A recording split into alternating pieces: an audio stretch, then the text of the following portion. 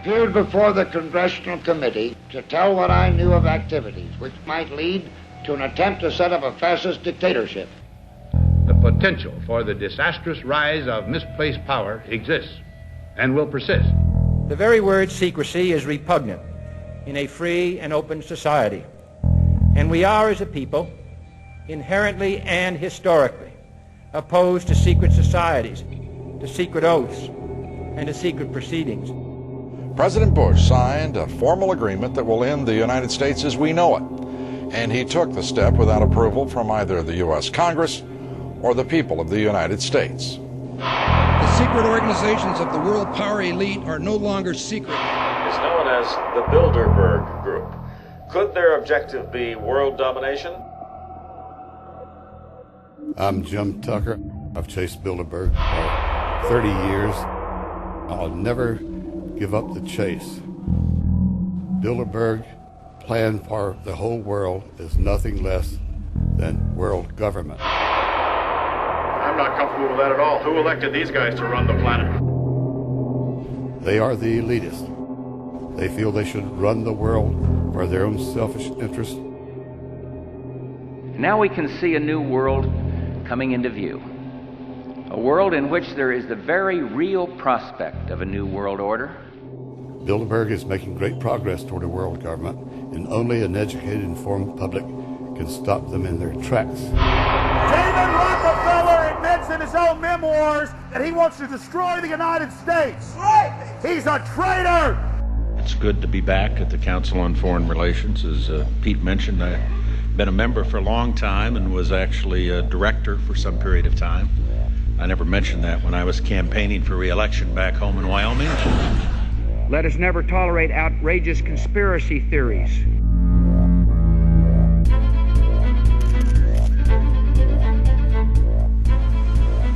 I need you to move off the property, please. Some shots were fired.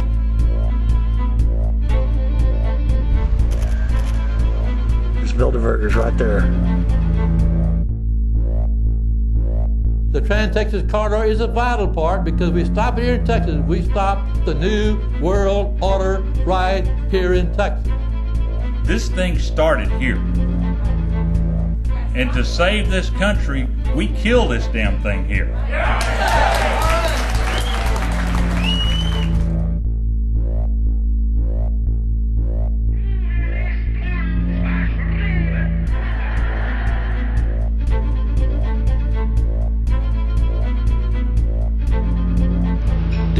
A chance for the President of the United States to carry out a phrase his father used, and that is a new world order.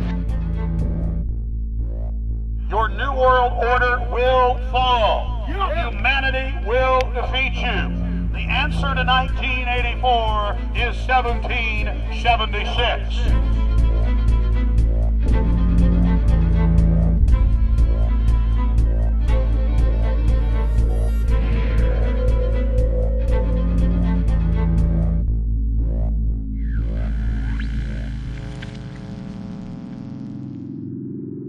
In the near future, Earth is dominated by a powerful world government.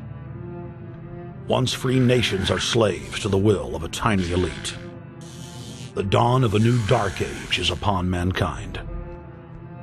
Countries are a thing of the past. Every form of independence is under attack, with the family and even the individual itself nearing extinction. Close to 80% of the Earth's population has been eliminated. The remnants of a once-free humanity are forced to live within highly controlled, compact, prison-like cities. Travel is highly restricted.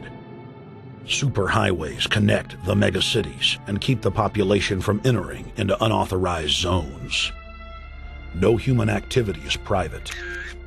AI supercomputers chronicle and categorize every action. A prison planet dominated by a ruthless gang of control freaks, whose power can never be challenged. This is the vision of the global elite, their goal. A program of total dehumanization, where the science of tyranny is law. A worldwide control grid, designed to ensure the overlord's monopoly of power forever.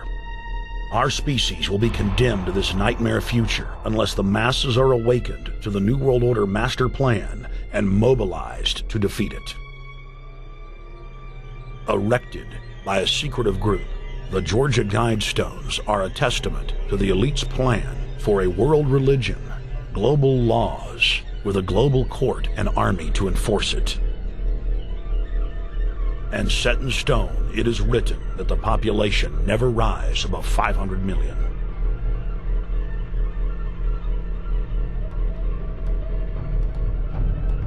In this film, you will learn how our world is truly governed. You will see how highly secretive roundtable groups interlock to form a global intelligence network. This group has been steering planetary affairs for hundreds of years. Now, in the final stage, they prepare for open world government. A goal tyrants throughout history have lusted after.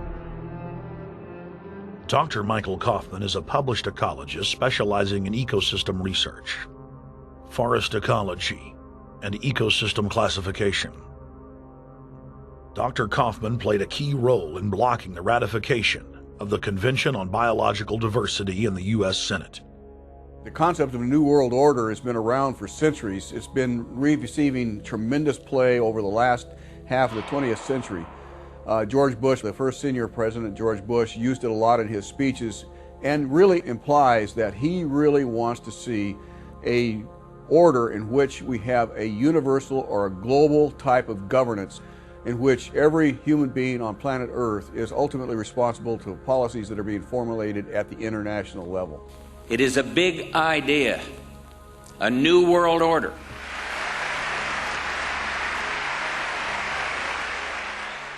President Bush said that the New World Order was in tune, and that's what they were working for. The UN is part of that government. They're working right now very significantly for a North American Union. That's why there's a lot of people in Washington that don't care too much about our borders. They have a philosophic belief that national sovereignty is not important. It's also the reason I have made very strong suggestion that we need not be in the United Nations for our national security. It's really always the same. You go back throughout all of history, the Roman Empire, the Soviet Union, Hitler during the Nazism was always saying that it's going to create the utopia for the average person, when in fact, history always shows that it does exactly the opposite. Conquest and empire is as old as civilization. Babylon, Egypt, and Greece. They all built empires in an attempt to rule the world. The Roman system at its peak dominated the known world. Complex governmental systems were developed to control diverse populations. During the period between the 15th and 19th century, new empires emerged and again waged war for supremacy. The nobility, as well as the thriving merchant class, were financed by a handful of private banks. Many of the great money houses would hedge their bets and finance both sides of a war. Sophisticated intelligence-gathering networks gave the financiers a clear edge over the governments they were slowly gaining control of. On the 18th of June, 1815, agents of the British arm of the Rothschild family looked on as Emperor Napoleon Bonaparte fought desperately to save his army from the jaws of a British-Prussian pincer attack. A Rothschild agent was able to get the news of Napoleon's defeat at the hands of Lord Wellington to Nathan Rothschild, a full 20 hours before the news reached London. Nathan, the head of the British arm of the Rothschild family, put out the rumor to the London Stock Exchange that Napoleon had won the war. Stocks plunged by 98%, and Rothschild was then able to buy up the entire British economy for pennies on the pound.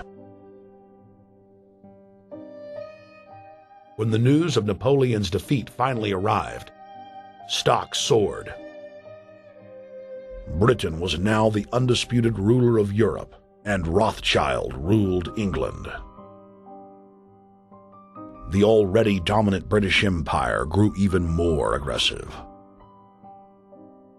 Her troops and bureaucracy spread across the globe. the sun never set on Britannia's holdings. The banking cartel funded, in fact, since about 1800, they have funded both sides of almost every war. And of course, they're getting the interest off of the loans that they've given the various governments and the wars that they have actually helped stimulate and create. By 1900, Germany was a rising force and a leader of the Industrial Revolution. World War I, for instance, there was absolutely no reason to have World War I, except that it was an ideal opportunity for the banking cartel to make a pile of money by funding both sides of that particular war. On June 28, 1914, the heir to the Austrian-Hungarian throne, Archduke Franz Ferdinand, was assassinated while traveling in a motorcade.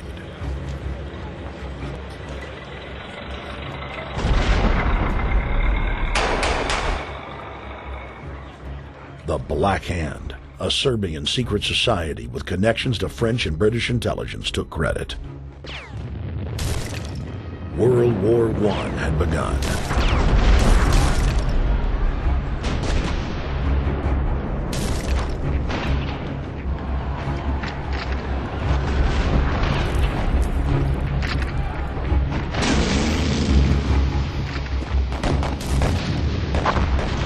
Armaments companies financed by Rothschild-controlled banks in Germany, France, England, and Austria bankrolled all the factions.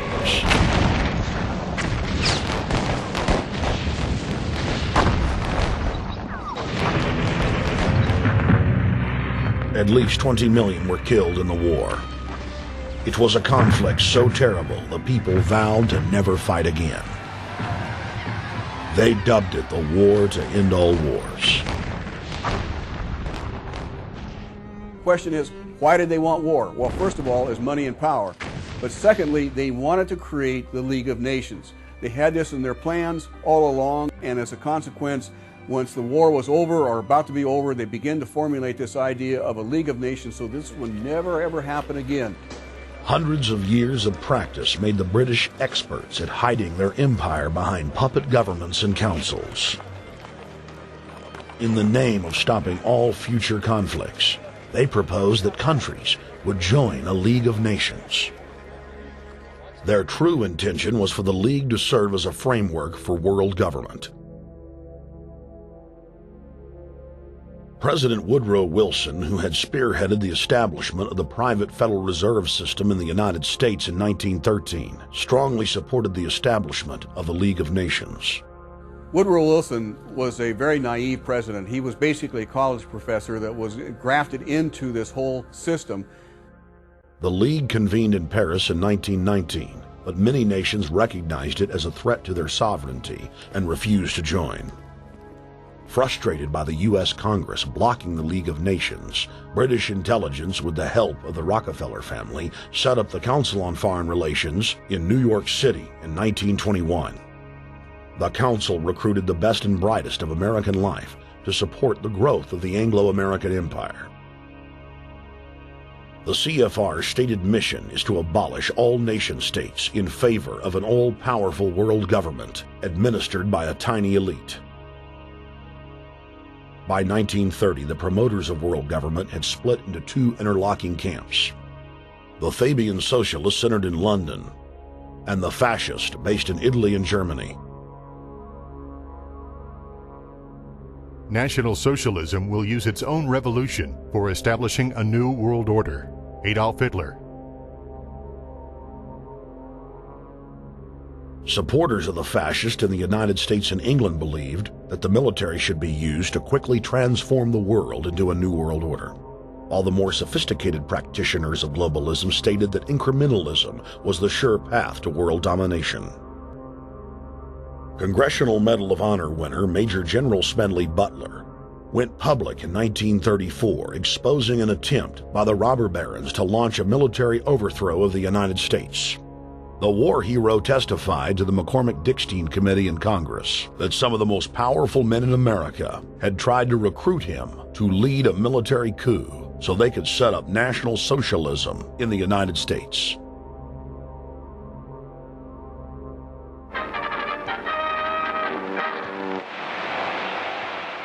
I appeared before the Congressional Committee the highest representation of the American people under subpoena to tell what I knew of activities which I believe might lead to an attempt to set up a fascist dictatorship.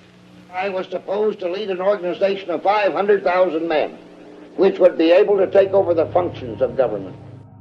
The fascist had also made deep inroads in England.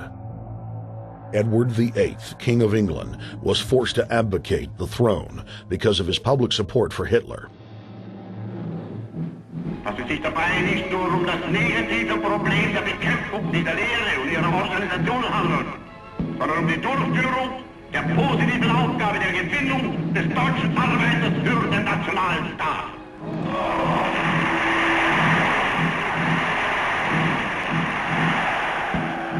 Though the German-led fascist camp was strong, the Fabian Socialist Bloc was able to maintain control of the U.S., Russia, and England.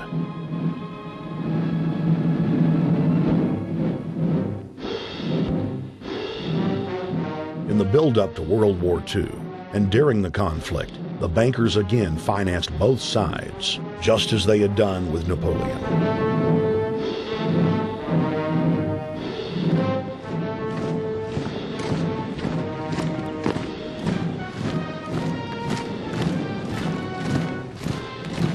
With the rise and fall of the Third Reich, Europe lay in ruins.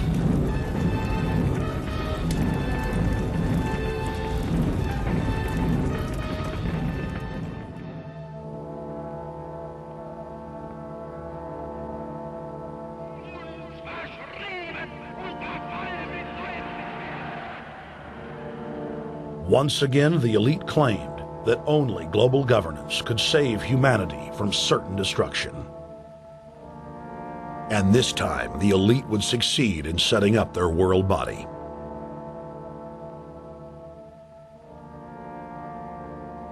In April of 1945, at the Presidio Naval Base in San Francisco, the United Nations was founded by the victors of World War II.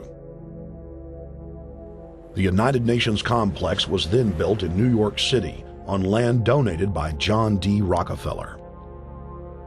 Shortly after the elite established the United Nations as their base in the United States, the newly formed World Council quickly began work on the next phase in their plan, the incremental formation of continental superstates.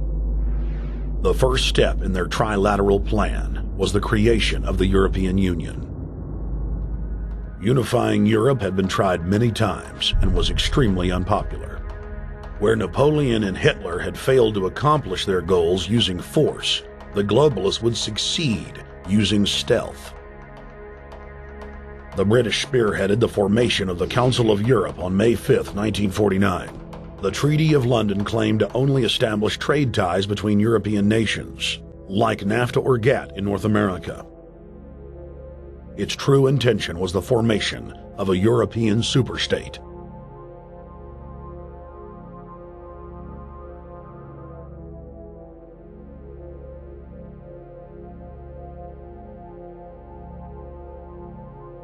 In 1954, the elite of the planet met in secret at the Bilderberg Hotel in Oosterbeek, Holland. The Bilderberg Group would later admit that their mission was the formation of the EU. Once the EU was established, under the guise of trade deals, a North American Union and Asian Union would be formed. The three interlocking superstates formed the core of the global government, while the United Nations would serve as a world regulatory and enforcement body over the Third World subregions. The Bilderberg Group consists of the heads of all of the managing roundtable groups that steer individual countries. Picture the elite power structure of the world as a giant pyramid, with only the elite of the elite at the tip-top of the capstone.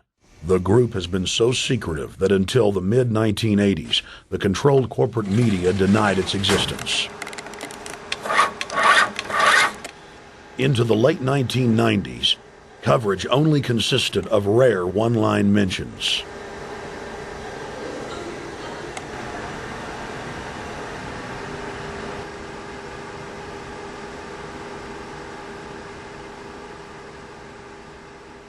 With the rise of the alternative media, their stranglehold on information has begun to slip.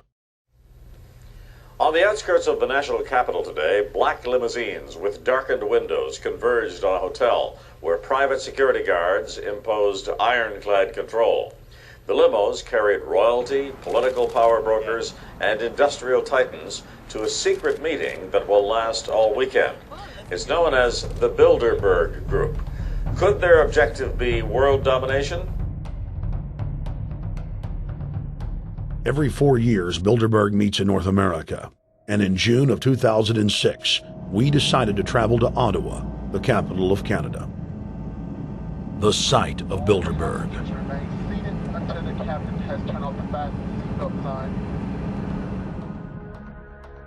In Bilderberg's long history, many reporters attempting to cover the group have been harassed, detained, and even jailed. I jokingly reassured my cameramen that the horror stories we'd read about were probably exaggerated. I was wrong. We know reporters get detained at airports, people aren't let in. We know people get sent to the jailhouse for 3 or 4 hours. It happens every time. Well, it happened to Alex Jones this time. They admitted Bilderberg that they've had pressure put on them by the government to heighten security, and that's why all this happened. Yes, I was told that by 2 separate people. They scoured our records for hours yesterday and hours today, trying to find something on us, and of course there was nothing. It was just scary. I mean, I've been all over the world, and I've never seen anything like this. It was like hours of humiliation.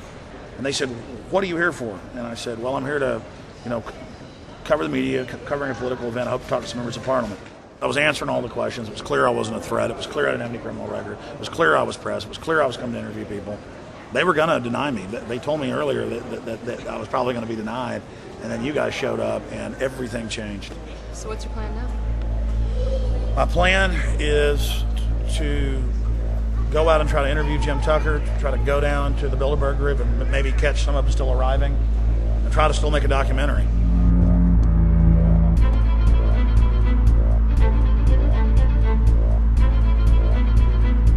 So instead of being here at 8 a.m.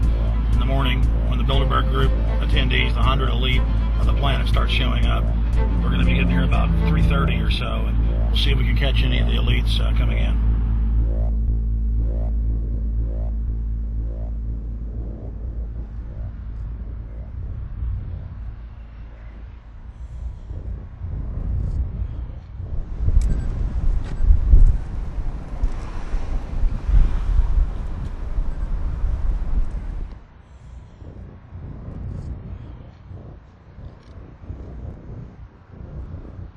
What do you think's on the agenda for this edition of the Bilderberg Society's annual meeting? They're debating the attack on Iran. They're talking about how to take out Hugo Chavez. They're talking about how to get their American Union in that destroys Canadian, U.S., and Mexican sovereignty. So we're talking about the death of Canada is what's happening in there right now. The death of your sovereignty is happening in there right now. CNN has even reported that these individuals have put out the policy reports through the Council on Foreign Relations that writes their scholarly white papers to end the United States, to end Canada, and to end Mexico. About 10 have come in. They've been coming in slowly in typically big black cars with what appears to be bulletproof glass, and we've got a few pictures of some of the people. We're being kept well back from the building by an awful lot of security people, but there'll be more security as this thing develops. Again, just a reminder to stay off the property, okay? I am. This is the line. We checked with the city. Thank you. How you doing? Yeah. Okay. First Boston. The ex-president of Ireland? Maybe? Okay. Danny will know. I came here from upstate New York. I booked a room way in advance. When I checked in at 10 o'clock at night, they told me I had to be out at 8:30 in the morning. And so, of course, I complied to what they wanted. I wasn't happy about it because I had been tired. I drove quite a long way. Then I went down to have something to eat, and I just saw a bunch of security here, and I was wondering what was going on, and I asked questions. And they said they were having a wedding or they were having some sort of reception. So I decided to ask a couple more questions because I thought it was kind of weird. And then I saw them from my hotel window. They were in the back with flashlights looking at the trees, looking up through the trees, and they were also in front of the hotel, combing. It looked like combing the hotel. So I kind of was wondering what was going on, and I left. I got up this morning. I checked out, and then the fellow that I spoke with, the last fellow I spoke with, said, "Well, you'll know all about it in the newspaper." Well, I didn't have to wait because there was a group of people out here telling me everything that was going on. They're not fooling anybody any longer when you've got this many cops, you know, and detaining Alex Jones at the border.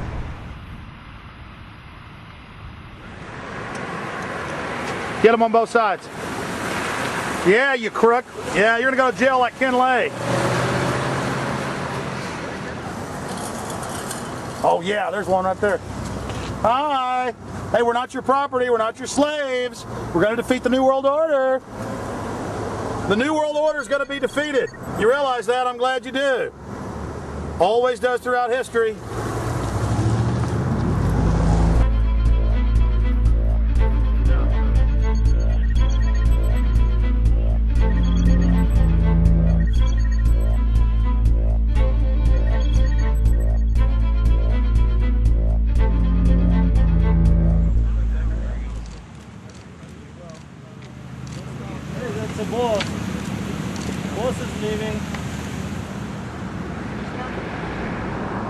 Etienne Davignon is the honorary chairman of the Bilderberg Group, as well as the head of its steering committee.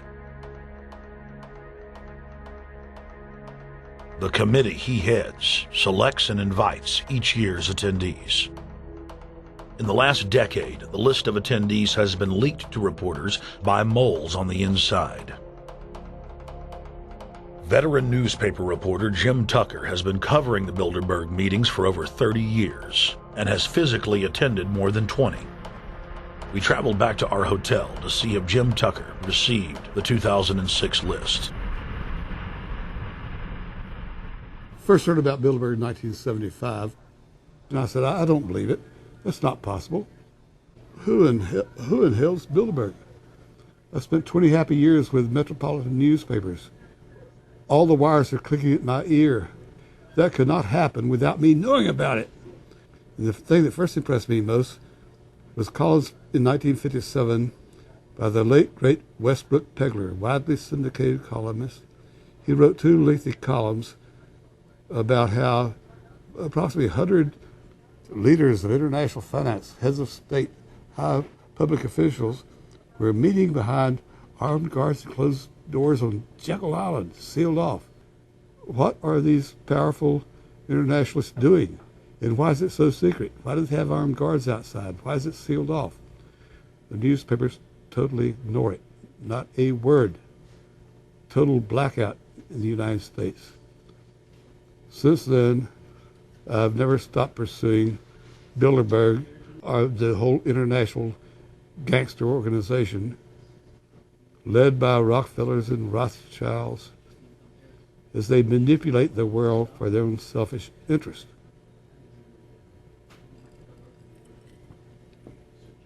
Jim, you've been waiting on the list. You normally get it on the first day. You haven't gotten it. We're told it might come in today. How important is that list? It's absolutely essential, although identifying people outside, as we always do, is important too, to find out who is not on their own list. In recent years, someone from Europe has sent a machine copy with a letterhead and so forth without identifying himself. So far, I haven't heard from him.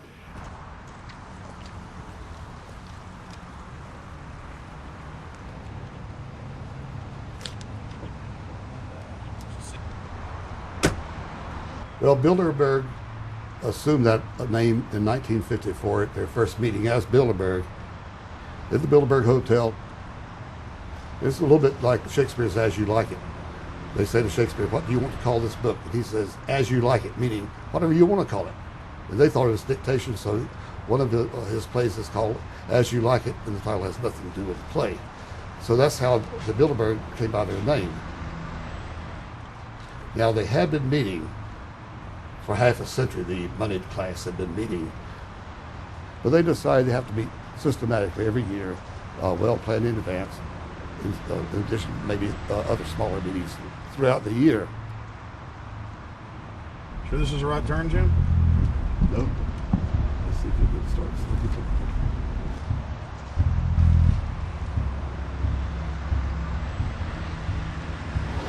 This is the global government. They are setting the world agenda. Inside right now, they're deciding on whether or not there will be a war with Iran. They're deciding whether or not taxes will increase, whether oil prices will be suppressed or increased. There's much more on the agenda that we'll be finding out in the fullness of time. But those are 3 items that are heavy on their list this year.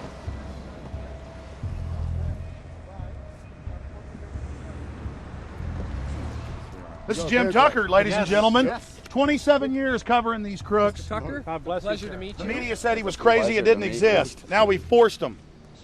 120 of the world's most powerful men, heads of state from Europe, high officials of the United States government, Treasury, White House, state, defense. They're setting the world agenda now. The reason they want secrecy is because they're doing evil. Evil is done under the cover of darkness. Good works are done in the sunshine.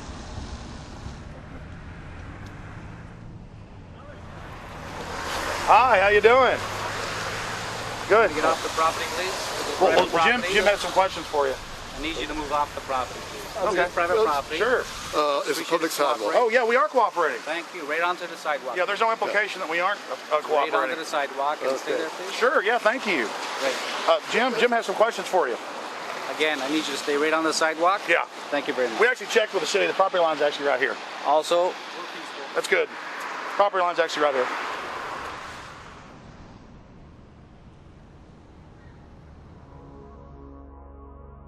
We are on the verge of a global transformation. All we need is the right major crisis, and the nations will accept the New World Order. David Rockefeller. It's David Rockefeller, and they're going black at the beyond the hotel, and they had no bodyguards. One of my friends shouted, "Hey, Rockefeller!" and he turned back, and he was afraid. My name is Rene. I'm from Manitoba. Drove about 26 hours to get here, just to show that I'm against the Bilderbergers, just to fight for my freedoms, fight for my rights, make sure that my children can grow up in a free country. My name is Daniel Estrelin, and I've been doing this for the last 15 years. I'm from Canada. I'm very proud of my country because, as you can see, there are a lot of people covering the Bilderberg conference. Last year, it took me 14 and a half hours to get to Munich. I was pulled off the plane in Milan. I was pulled off the plane in Munich. They interrogated me 4 hours in both places. I was able to call a friend, a journalist in Rome, as a result of his presence and others. Calling the foreign ministry department in Italy, they backed off and they let me go. They basically told me that they're keeping an eye on me 24 hours of the day. The little hotel where we were staying at, Jim and I, out of the 20 rooms, 6 were occupied, 3 by the CIA and 3 by the German Secret Service. That's how serious these people are, and that's how afraid they are of actually what we may be able to reveal and what we actually do reveal publicly about the Bilderberger intents. Daniel Estrelin has covered the Bilderberg meetings in Europe and North America for more than 15 years. His book, Club Bilderberg, has been translated into more than 20 languages and is a global bestseller. Estrelin has photographed many past Bilderberg meetings. Rockefeller frontman Henry Kissinger is always a key participant. Here you see the president of the CFR, Richard N. Haas, followed by Vice Chairman of Rothschild Europe, Franco Barnaby, who is speaking with Henry Kravitz. And behind them is Richard Holbrooke, former U.S. Ambassador to the United Nations. The head of Daimler Chrysler, Jürgen Erich Schrimp, arrives by helicopter. Here, the owner of the Washington Post, Donald Graham, escorts Indra Nooyi, the head of PepsiCo. Queen Beatrix of the Netherlands, whose father, Prince Bernhard, founded Bilderberg, is a leading figure in the group. Of course, globalist kingpin David Rockefeller, seen here with his bodyguard, James Ford, always attends. The then newly appointed World Bank chief Paul Wolfowitz is photographed at Bilderberg 2005. It has been reported that Wolfowitz had attended previous meetings while still the Deputy Secretary of Defense, a violation of the Logan Act. Under the Logan Act, it is a felony offense for any member of the federal or state government to meet with members of a foreign government without the express authority and authorization of the President or Congress. Put simply, it is illegal for members of the government to meet secretly behind closed doors with foreign power brokers due to the problems of corruption and espionage that it breeds. For this reason, many prominent politicians attend, but their names do not appear on the official list. Despite the Logan Act, the governor of New York's name, George Pataki, does appear on the list, and we were able to catch the governor on tape walking with David Rockefeller at Brook Street. Multiple staff members inside Brook Street reported to us that Hillary Clinton attended for half a day. Several armored limos with diplomatic plates did arrive with police escorts and offloaded their passengers in the underground parking garage out of the sight of the press. Former World Bank President James Wolfenson sardonically stared at our cameras. They're upset about the fact that they're being exposed. Well, I'm sure they are. I mean, look at the tinted windows. They don't want to be seen. They don't want even anybody to know they're here. So I'm sure they're ticked, you know, and that's why we're here to try to expose them. Do you think that they were angry that they were on the front page of the local paper today? You think they're in there reading it right now, Jim? Yes, but I don't think they're happy about it. They prefer nothing at all, no publicity. They prefer absolute secrecy. Yeah, you better look away. We're not your slaves. You don't own me.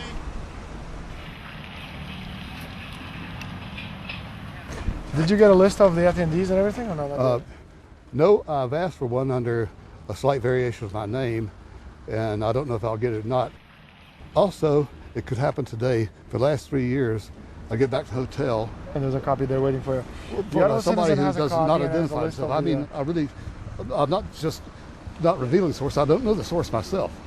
But the facts, because they want the Bilderberg letterhead on it, and makes a nice memento. Perfect. Alex. Yeah. That's Chalabi, eh? You think Chalabi? No, I don't think. I know. It looked like Chalabi. I knew it was a fat guy. Yeah. That was Ahmed Chalabi? Yeah. Oh my God. Then they're really going to attack Iran.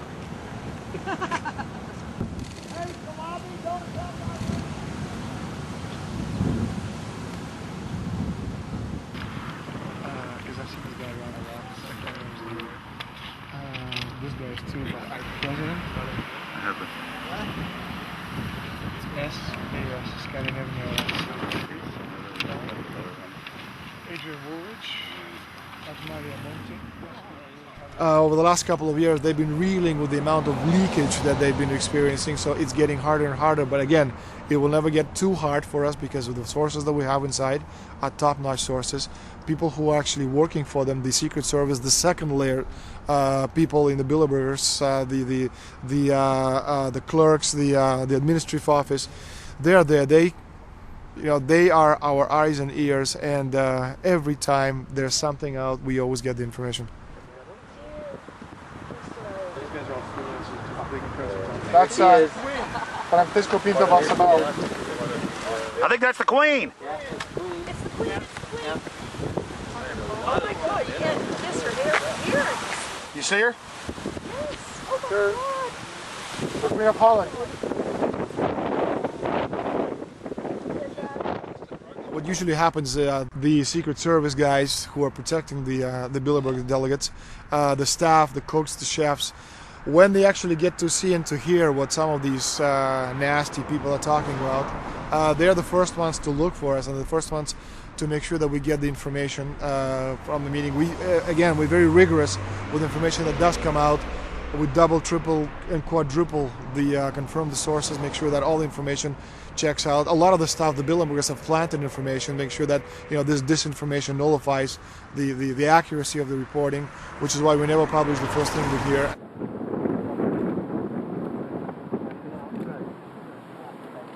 Oh. I'm the guy That looks like Rockefeller. The decisions that these people take, again, they not only decisions affect business community, they affect politics, business, environment, across the entire spectrum. And these decisions are made and taken by a very elite group of people behind closed doors this year at the Brook Street Hotel.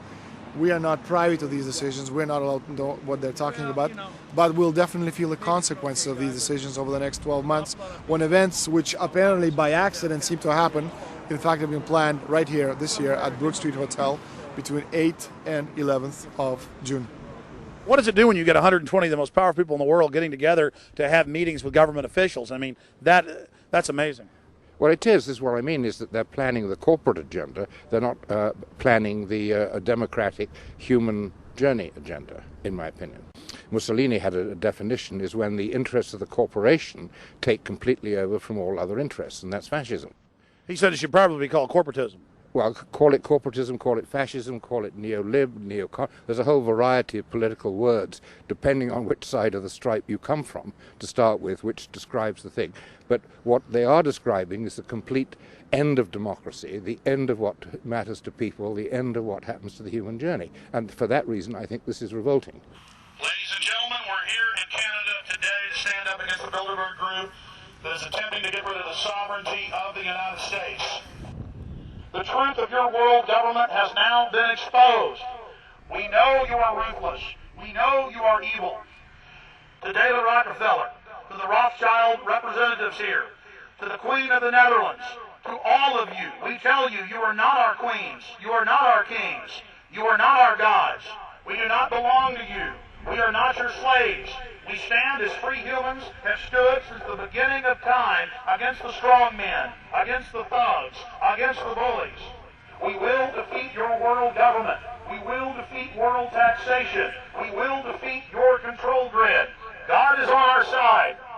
I stand before the creator of the universe, and I ask the creator of the universe, as our founding fathers did in 1776, to lead, guide, and direct us, and to give us the power and the foresight and the understanding and the will to stand against your entire agenda, including your final plan of world population reduction of 80% that Henry Kissinger penned in 1973. Why do you put mercury in the vaccines, sodium fluoride in the water? Why? Why do you put cancer viruses in the vaccines? Why have you used depleted uranium now in 4 separate nations? You're arrogant. You have the sickness that elites have had throughout history in their literal and, in some cases, figurative ivory towers. You believe that you're invincible. You will and you are failing now. Your New World Order will fall. Humanity will defeat you. The answer to 1984 is 1776.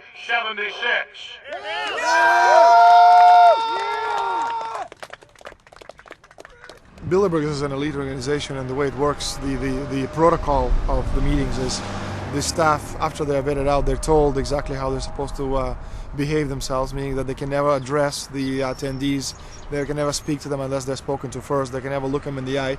They have to approach them from the right side, the people who are right-handed, and from the left side, the people who are left-handed. They can never look them straight on. And needless to say, all the information that is being spoken during the conferences is under no circumstances allowed to come out. That's what they're told. They're threatened with not being able to find another job anywhere in the sector if they reveal any information to the press.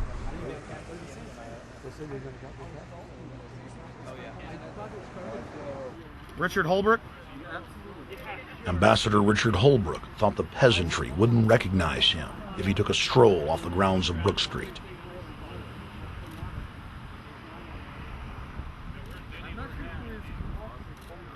Holbrooke cackled when I told him that we were not his slaves. Holbrooke, we're not your slaves, Holbrooke. We're not your slaves.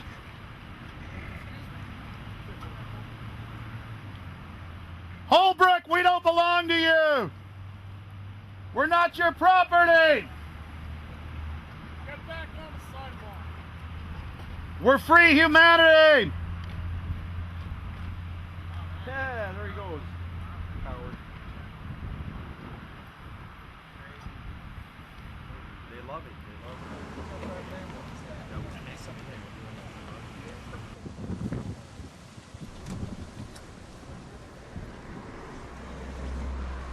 it. Okay, we're going to be going around the back here, guys. Hey guys, how you doing?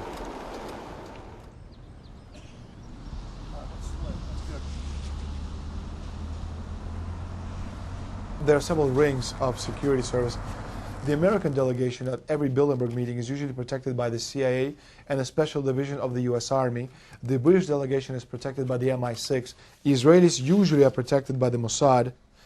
The Ottawa police, in this case, working for the security, they have very little, actually they don't have any information at all on what the meeting is about. They don't know who the Bilderbergs are.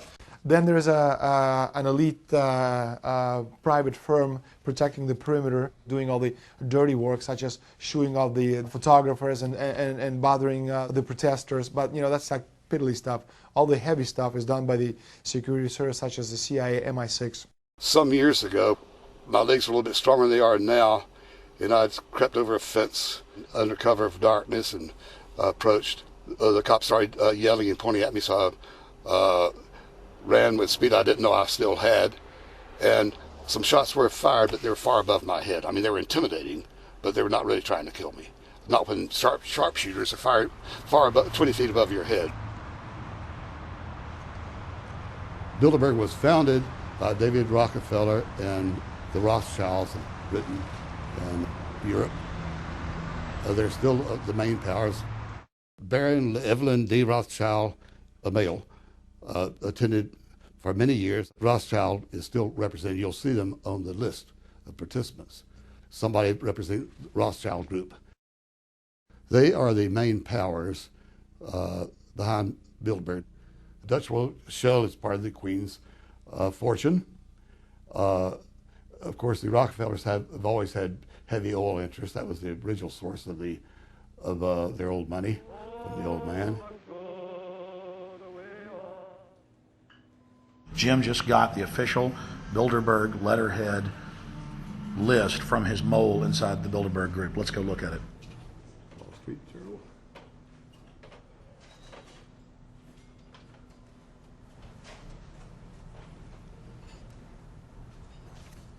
So, Jim, you got the list. Yeah. Did we identify Wolfowitz as being here because he's not on the list? No, we positively identified Wolfenson. Yeah, he's on the list. Yeah, there's Wolfenson right there, James Wolfenson. But aren't there always people who aren't listed? Yep. Over the years, we've identified like sometimes one, sometimes three people who are not on their own list who have attended. Now, I think what is very difficult for most people to understand is how such a small group of 125 men and a few women control a population base of 6 billion people. Actually, it's much easier than you think. These people work on what I call systemic methodology, meaning that you take a pie, just imagine you take an apple pie and you slice this apple pie into lots of very small pieces, and you put in front of each one of these pieces your men or women of trust. And by controlling this individual, you control an entire organization. For example, if you take Paul Wolfowitz, who runs the World Bank, through him you can control the entire organization. You don't need to control what the dishwasher or the toilet cleaner thinks or does or believes in. You just need to control what he does and what he believes in. And what he does will permeate the entire organization. And that's how you control, with very, very small power base, an entire global population of 6 billion people. Bilderberg is making great progress toward a world government. They have created a superstate in Europe called the European Union. They are intent on creating a Western Hemisphere Union called the American Union. NAFTA is to be expanded into every country in this hemisphere. As NAFTA expands, it will take on the role of the American Union. And only an educated, informed public can stop them in their tracks. We went into downtown Ottawa and talked to locals to learn if they were aware of the elite meeting in their city.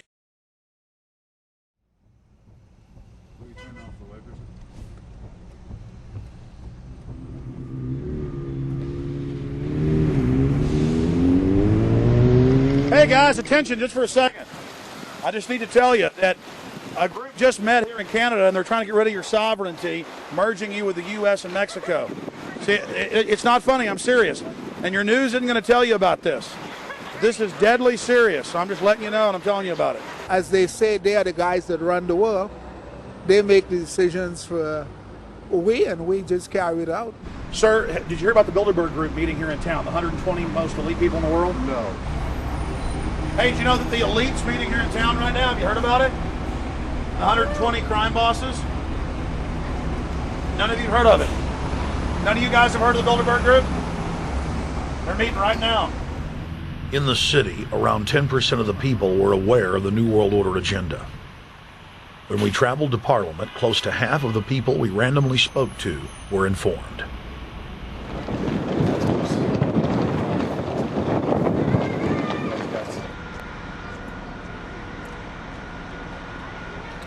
Ma'am, what did you say about the American Union? It's going to end up happening.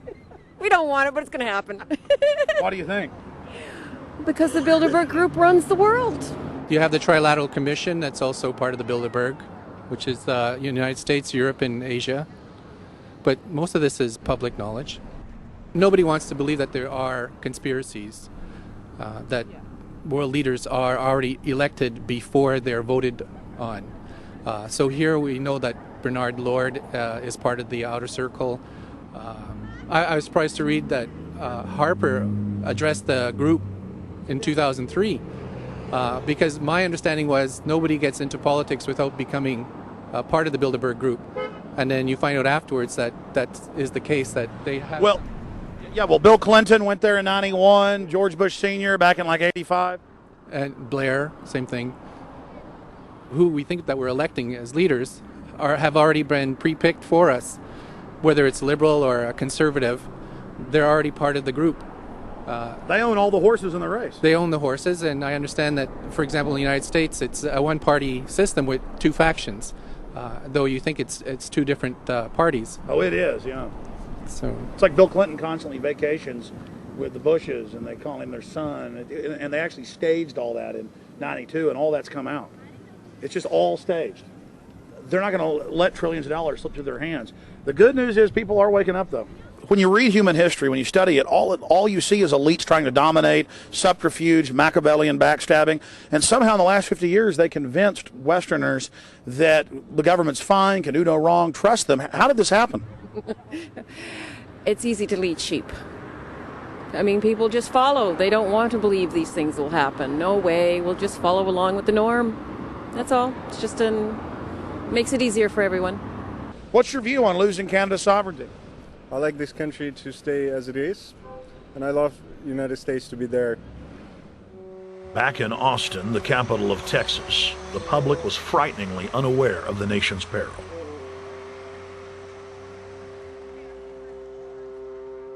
Have you heard about the North American Union? Not really, no. I don't watch TV. No, I haven't. Interesting. I was not aware of that. I don't know exactly what you mean, so... I don't think there's going to be a merger of the three nations. No, I have not. No. No, I didn't know this was happening, so... No. Yes, I have. I haven't. Oh, you have heard about it? Yes. After that big rally the other day, don't know about it? I don't know about anything. No, I have not. Have you heard of the European Union? I have, yes. Are you aware of the European Union? Oh, yeah, of course. Have you heard about the European Union? Heard about them. Do you know about the European Union? No. Europe, 15-member group expanding? A what? 15 nations of Europe merging in 2000. Whatever. For over 50 years, the Bilderberg Group constructed the European Union by stealth under the guise of trade deals. Now the elite are using the same secretive program to complete the North American Union. But this time, superstate integration is on the extreme fast track. International agreements like NAFTA, GATT, and APEC were just stepping stones in the formation of the NAU. The North American Union was officially born at Baylor University in Waco, Texas, on March 23, 2005. The leaders of the United States, Mexico, and Canada told the press that they were only meeting to discuss trade. It soon leaked that a secret meeting had been held during the Security and Prosperity Trilateral Summit. The three governments had refused to release the secret agreement to the people. In September of 2006, their treasonous operation was blown wide open. From September 12th to September 14th, in Banff, Canada, hundreds of elected and appointed government leaders from Canada, Mexico, and the United States met in secret. On the last day of the conference, someone inside the secret North American Union Forum leaked the agenda. The front pages of newspapers across Canada carried the story. The Judicial Watch Foundation submitted Freedom of Information Act requests to obtain the full agenda and minutes of the secret assembly. Many federal agencies refused, citing national security. The foundation finally succeeded and did receive thousands of pages of documents. The documents marked unclassified are the blueprints of a shadow government ruling by bureaucratic and executive fiat. The pages chronicle an already operating North American Union. Transportation, law enforcement, agriculture, regulation, banking, manufacturing, construction, education, immigration, and even the military are being merged with no input from the people or their elected representatives in Congress and Parliament. One of the first items on their agenda was to stress how important it was that their plan, quote, be carried out by stealth. The controllers also talked about exploiting the public's fears of climate change to push a continent-wide tax to fund the new government. Globalist tool Robert Pastor is incessantly paraded on the world stage as the man behind the North American merger. When he testified before Congress, he pushed the idea of a continental security perimeter that erases national boundaries and merges the security apparatus. The best way to secure the United States today is not at our two borders with Mexico and Canada, but at the borders of North America as a whole. In fact, the North American Command, based in Colorado Springs, Colorado, was clearly running the meeting in Canada. For the past decade, the Pentagon has been training with Mexican and Canadian forces and has openly discussed using them inside the United States for disasters and to quell domestic unrest. There are already over 100,000 non-U.S. citizens serving in the U.S. Armed Forces. The Pentagon is now expanding its recruiting centers in Mexico, the Philippines, and Eastern Europe. Big city police departments nationwide are lobbying to change laws so they can recruit non-citizens to join the police force. What we are witnessing is a Red Dawn scenario in slow motion. Tyrants throughout history have brought in foreigners to oppress their domestic populations.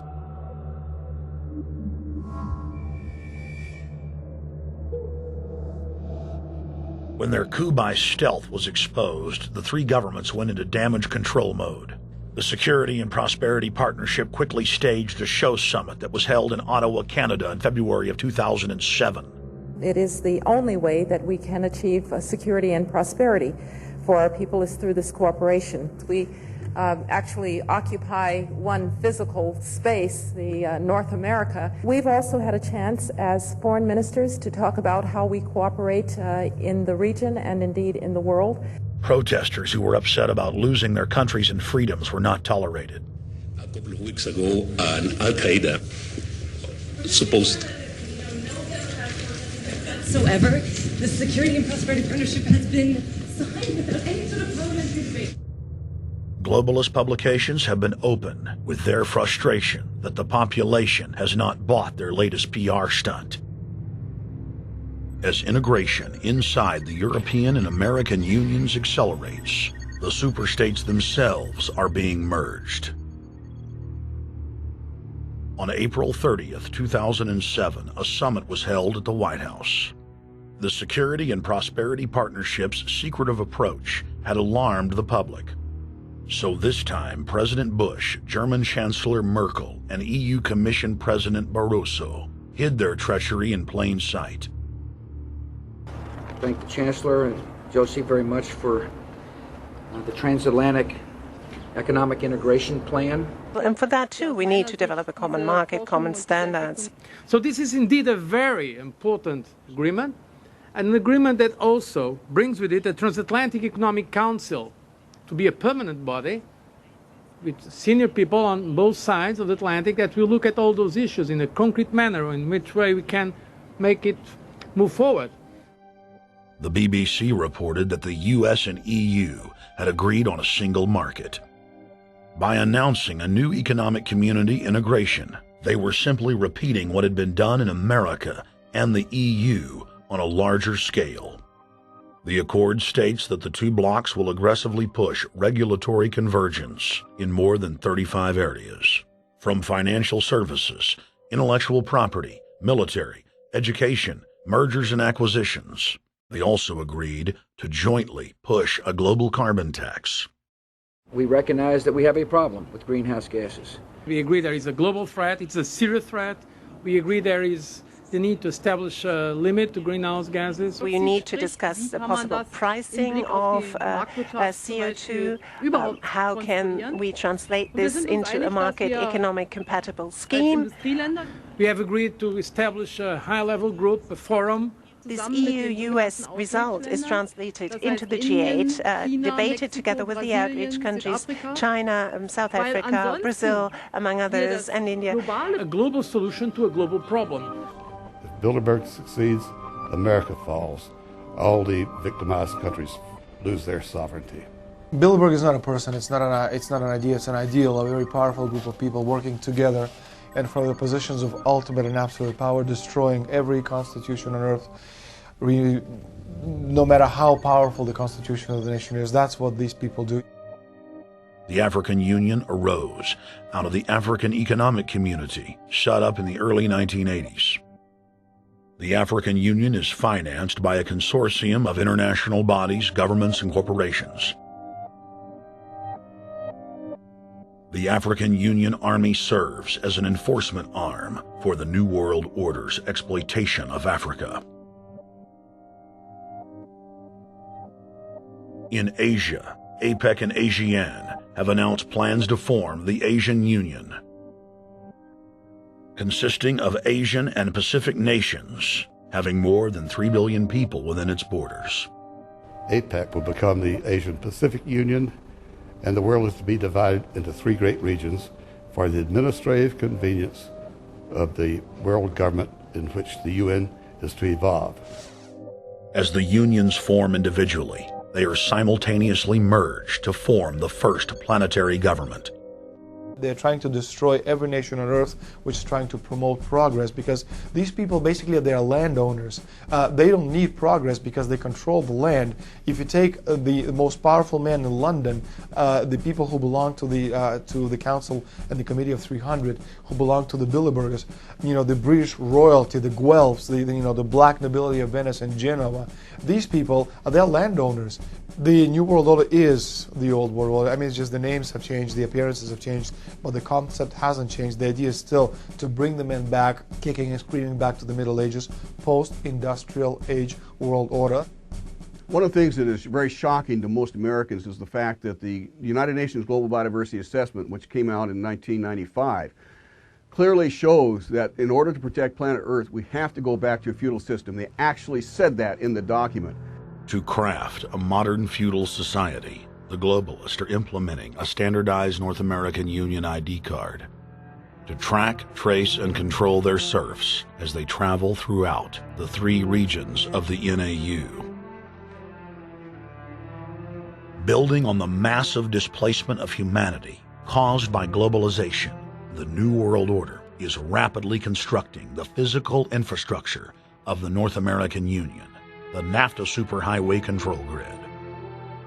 I'm Arthur Peterson, Colonel retired in the Army. I see things today that are happening that would make my friend who died in World War II turned over in their grave. To think that people would even consider confiscating land of farmers and ranchers and taking their homes away from them, to turn it over to a foreign company in Spain, which was controlled by Don Carlos, I understand, a notorious socialist, and they get the tolls on Texas land for 50 years. The proposed Trans-Texas corridor would be a patchwork of superhighways and railroads stretching 4,000 miles from the border of Mexico, cutting through Texas to Oklahoma. A lease has been signed that would make Texas Highway 121 a toll road. A private Spanish company won the bid to build and collect the tolls for the next 50 years. These deals with private companies are being negotiated largely in secret, and many state lawmakers are worried taxpayers are being sold down the road. Critics say it's a threat to our national security. It's part of a plan for a North American integration being carried out by government and corporate elites without congressional or voter approval.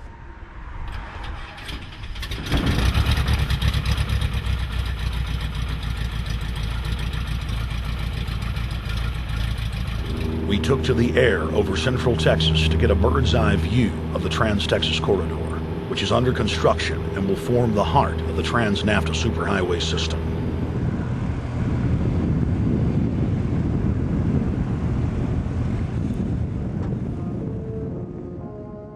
History repeats itself.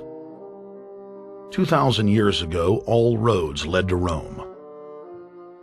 Rome constructed and maintained more than 10,000 miles of roads throughout its empire. The roads were used to project Roman military power, to control commerce, and to bind the nations and peoples they ruled. Rome also demanded tribute. Roman subjects from Albion to Judea were forced to pay a tax to use the roads. The Romans would then use the tax to dominate their subjects. Today's superhighways are a powerful tool in the globalist arsenal. They are instrumental in tearing down national borders and merging nation-states into larger confederations. Foreign governments and corporations are predatorily seizing infrastructure across North America, but nowhere has their attack been greater than in Texas. Texas is the front line. Over 8,000 miles of existing roads and land are being handed over to government-backed foreign companies.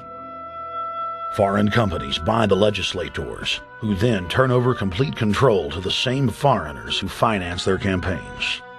Government power is then illegally transferred to unelected quasi-governmental regional boards that circumvent local governments and the will of the people. The next stage of this world government plan is to have a transportation control, and that is called the NAFTA superhighway, or in Texas called the Trans-Texas Corridor. It confiscates 584,000 acres of land to be transferred into control of a Spanish company which will collect tolls in Texas for the next 50 years, and there's no limit in the amount of tolls that can be collected. More than 80 federal and state highways have been designated as international arteries. The I-35 NAFTA corridor starts deep inside Mexico and travels through the middle of the United States and ends in central Canada. Container ships from Asia dump their cargo on the Pacific side of Mexico. It then travels duty-free by rail to the new Kansas City inland port, now considered sovereign soil of Mexico, in the heart of the United States. Under international agreements, predominantly foreign companies are placing tolls on already existing paid-for roads. Federal, state, and corporate documents show that they will then use the revenue raised to build up the transportation infrastructure of Mexico, not the United States or Canada, so foreign-made products can pour in even faster from Mexico. Revenues raised will also be used to fund the fledgling North American Union and its growing bureaucracy. Bottom line, they're using our own money to enslave us.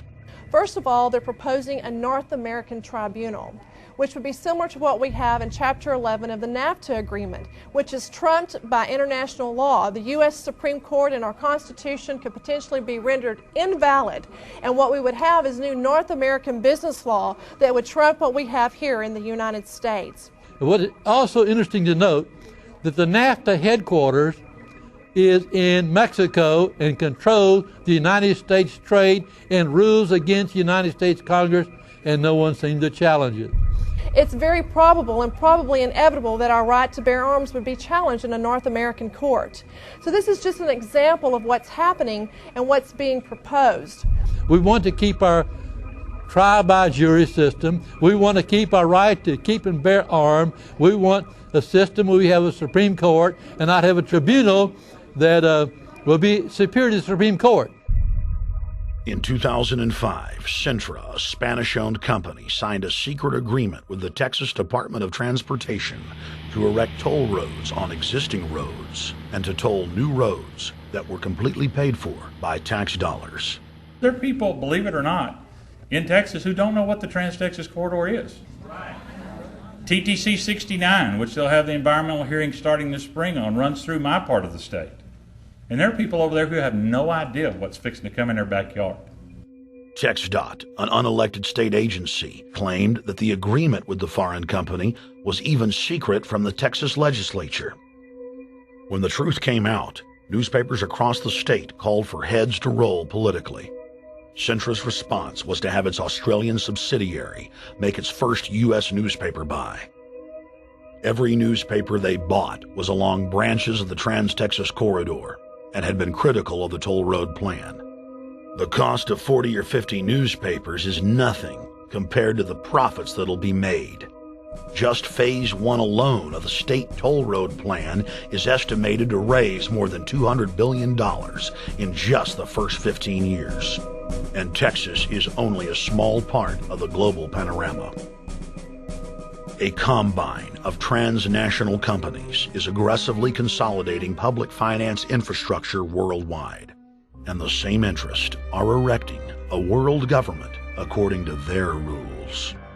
A literal wonderland of corporate corruption, where governments simply act as vacuum cleaners, sucking up the wealth and resources of the middle class and transferring it to offshore bank accounts, leaving behind a cultural and economic wasteland of easily managed slaves. The whole purpose about the North American Free Trade Agreement is not about trade, it's about control. Control of people. CAFTA is even worse. Control of people. It's not about trade, it's subsidized trade with taxpayers' funds. This thing started here. And to save this country, we kill this damn thing here. To stop it here in Texas, we stop the New World Order right here in Texas. Polls consistently show that over 90% of the people are against the NAFTA highway systems and its toll roads. As the people learned of the threat, they got angry and took action. Our ranch is part of the original Spanish land grant, and I would love to not have to give it back to Spain.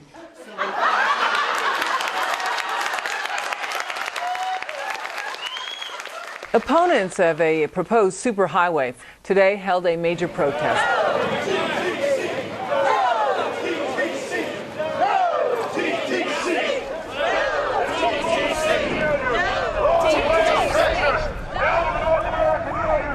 A majority of Texas counties have voted to resist the plan for a North American Union and have vowed to block the construction of its infrastructure. Heck, we already know in a law that was passed by a subservient United States Congress, where practically nobody in the entire Congress stood up and said, no, they've already passed a law saying all their driver's licenses are going to be chipped. Well, I'm telling you right now, I'm not going to carry in a driver's license that's got a chip in it so Big Brother can watch everywhere I go and see everything I do. No, no, hell no. No, all of it. No, no. We, the people, own this plot of ground. We, the people, own those trees there. We, the people, own our beautiful Texas, and we are not going to let a bunch of crooks and robber barons take our beautiful Texas away from us. Hell no! Hell no! No, no, no!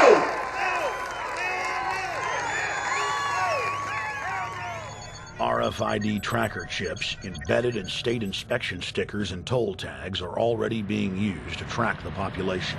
The new system is also meant to control growth and steer development through so-called smart growth. smart growth, which is nothing more than an effort to bring control into the cities. You have the rewilding of America and the Wildlands Project, the Convention on Biological Diversity, which is to control our rural population. Toll roads on interstate highways nationwide are walling off exit ramps to small towns and rural communities, and are creating ghost towns by design. This trend is accelerating under the NAFTA highway system and is meant to rewild more than half the country. All of these things are designed to bring more and more control to bureaucracies rather than to the independent individual, the sovereign individual of this nation. What brought me into this whole discussion was the fact that while I was doing this multi-million-dollar research effort in the 1980s and early 1990s, I became aware of an agenda basically to lock up one half of the United States into wilderness corridors and reserves. What's called the Wildlands Project, but it was also a key cornerstone of the United Nations Convention on Biological Diversity. It was during that study in which I began to realize that this was not an effort to protect the environment, but an effort to control you and I. They were dividing the United States up into little compartments in which they would rip out roads, which they would rip out whole communities and put them back in the wilderness. The federal highway system was designed by Pentagon war planners in the 1950s to serve as a rapid deployment conduit to move ground forces for the defense of the United States during invasion. The unconstitutional Northern Command is now using the highway system as a force projection matrix to dominate populations across the United States. Through federally funded emergency command centers, county and city governments are being quietly federalized nationwide.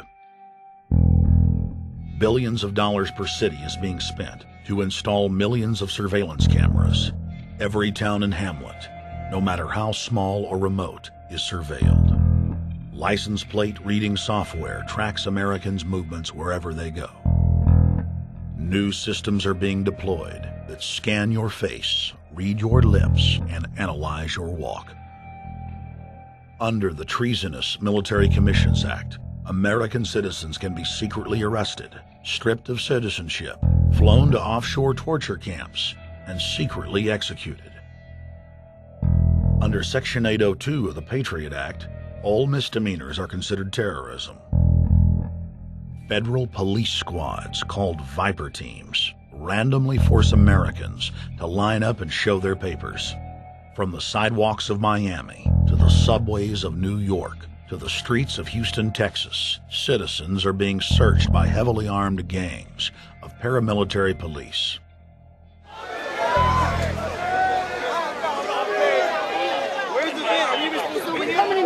Come on, guys, come in. Yo, can you get that camera off of us, sir?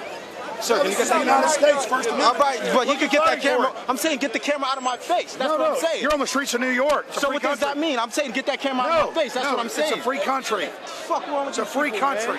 Get this damn camera out of my face. Hey, this isn't Nazi Germany. There's no camera in your face. God. Hey, move to Russia, okay? Yo, Sarge. We can have cameras on the streets. I said get it out of my face. Your guy starts cussing at us out of the blue. I said get it out of my face. That's what I'm saying. It was never in your face.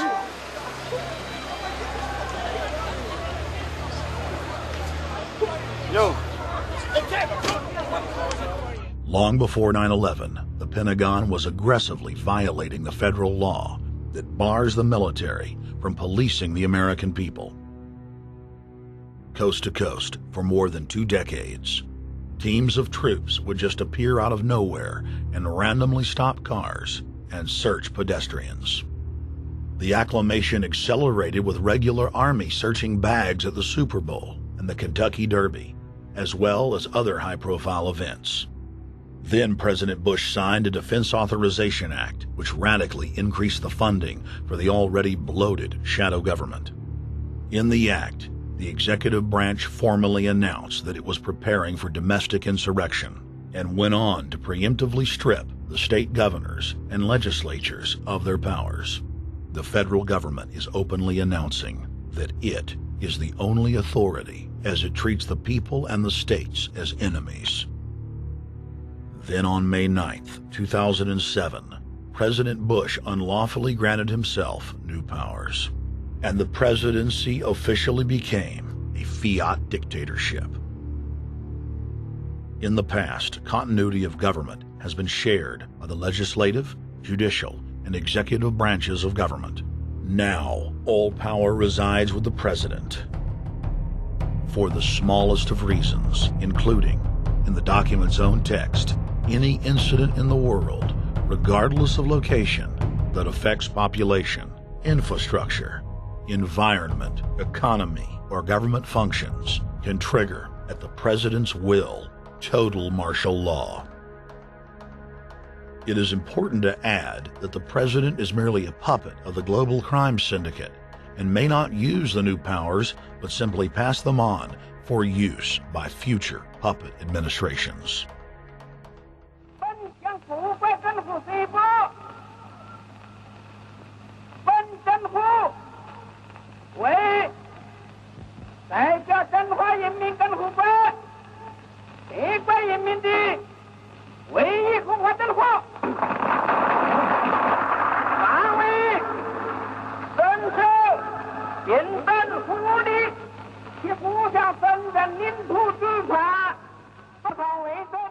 Приобретена эта победа. Не забывайте принесенных вами жертв. You must teach people to love their leader. This is the only most important.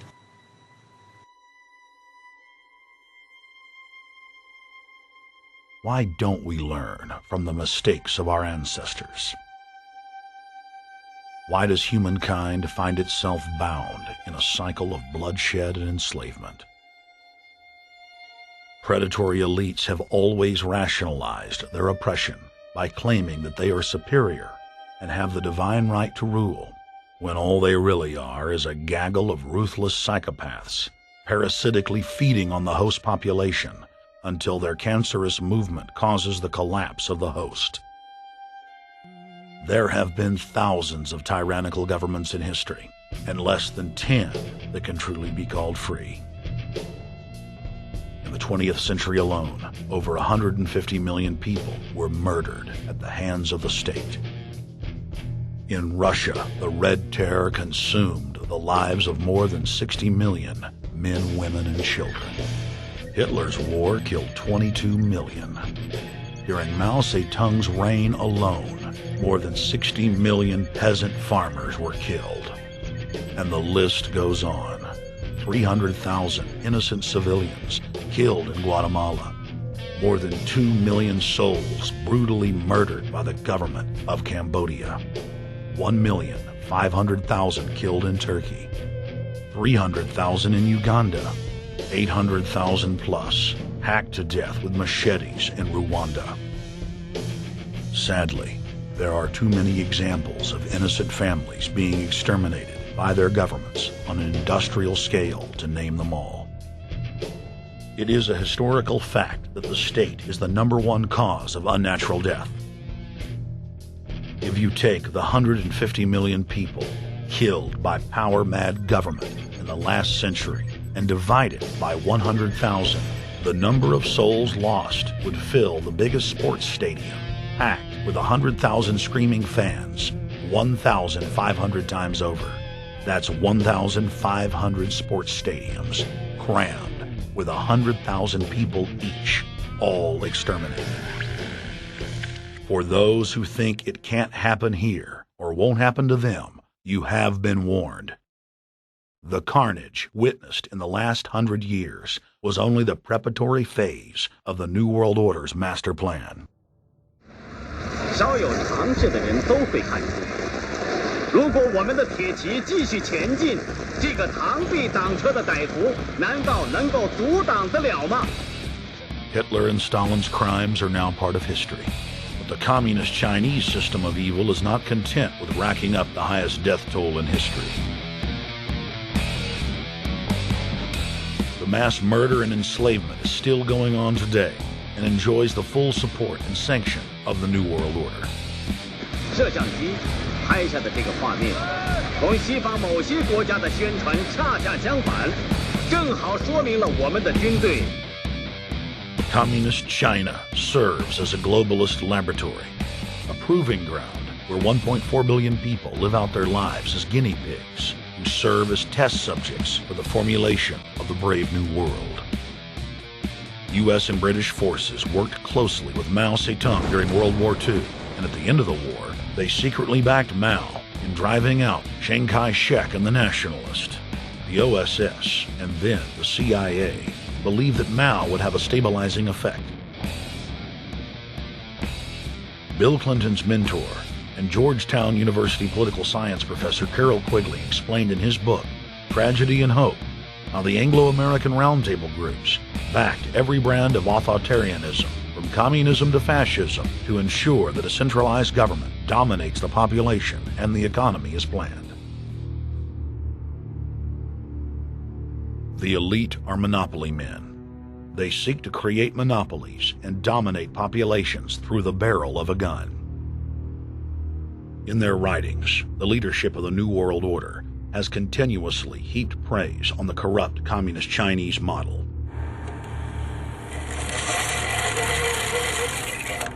In August of 1973, in an article written by David Rockefeller for the New York Times, Rockefeller openly lauds and endorses Mao Zedong's actions, while celebrating their command and control system.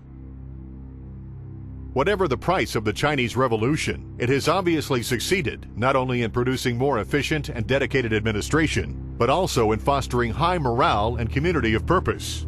The social experiment in China under Chairman Mao's leadership is one of the most important and successful in history. David Rockefeller, New York Times, August 10, 1973. Communist China is the model planned society for the New World Order. China has received more United Nations awards for its policies and form of governance than any other nation. In the eyes of globalist planners, authoritarian China is the future. China adopted the dreaded one-child policy due to lobbying from a consortium of eugenics organizations, which includes Planned Parenthood and the United Nations. Couples that have more than one child face heavy fines and imprisonment.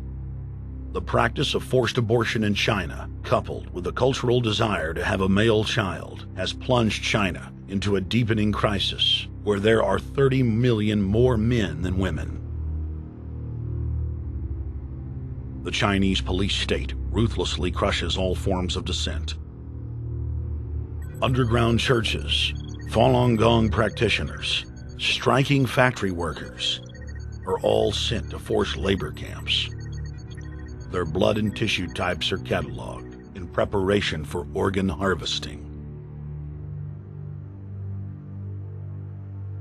The Chinese government then sells the prisoners' organs to the highest bidder on the world market. If a wealthy patient chooses to fly into China, the prisoner is killed and the organs are implanted. If the organs are being flown out of the country, a mobile execution van extracts the organs on the way to the waiting aircraft. The social engineers of China aggressively euthanize the elderly and disabled. China is merely following the globalist blueprint for the world. The same system of total dehumanization is quietly being phased in worldwide. Depopulation should be the highest priority of foreign policy towards the Third World. Henry Kissinger, 1974. There's a need for a new world order, but it has different characteristics in different parts of the world. Now, none of this may succeed this time, but this to me is sort of the outline by which someday, in the next few years, a solution will emerge. Where does this mindset come from? Why do the elites kill the largest masses of people when no one is resisting them, when they've already attained total control? What ideology drives the elite psychopath? Since Plato's time 2,400 years ago, state planners have openly proclaimed their desire to control every detail of the commoner's life. From breeding programs to mass extermination of undesirables, the dark dream has continued on for millennia.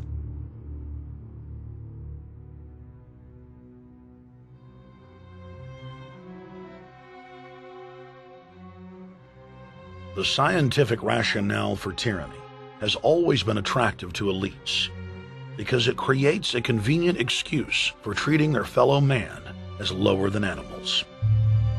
Robert Thomas Malthus, famous for saying that a mass food collapse would be helpful because it would wipe out the poor.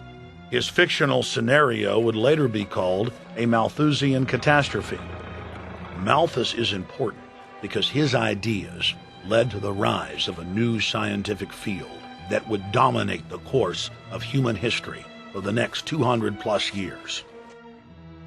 Charles Darwin, an admirer of the Malthusian catastrophe model, developed the theory of evolution, its chief tenet being the survival of the fittest. With the help of T.H. Huxley, known as Darwin's bulldog for his strong support of Darwin's theories were pushed into wide acceptance among key scientific circles throughout England and then the world.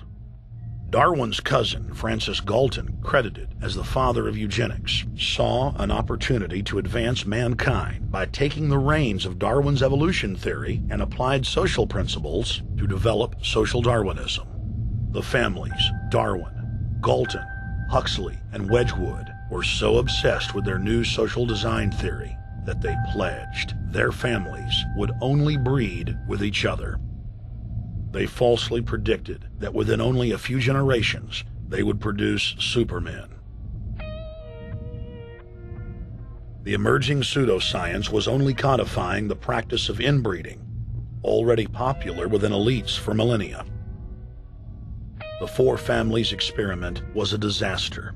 Within only 2 generations of inbreeding, close to 90% of their offspring either died at birth or were seriously mentally or physically handicapped. The moneyed class of the planet, and particularly the royal families of the world, who were already obsessed with breeding and filled with a predatory disdain for the underclass, seized on the new science and began aggressively enforcing its aims worldwide.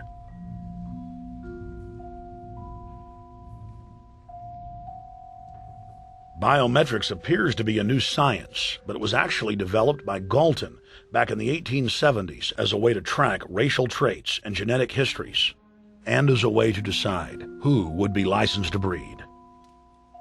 In 1904, the Cold Springs Harbor Research Facility was started in the United States by eugenicist Charles Davenport with the funding of prominent robber barons Carnegie, Rockefeller, and Harriman.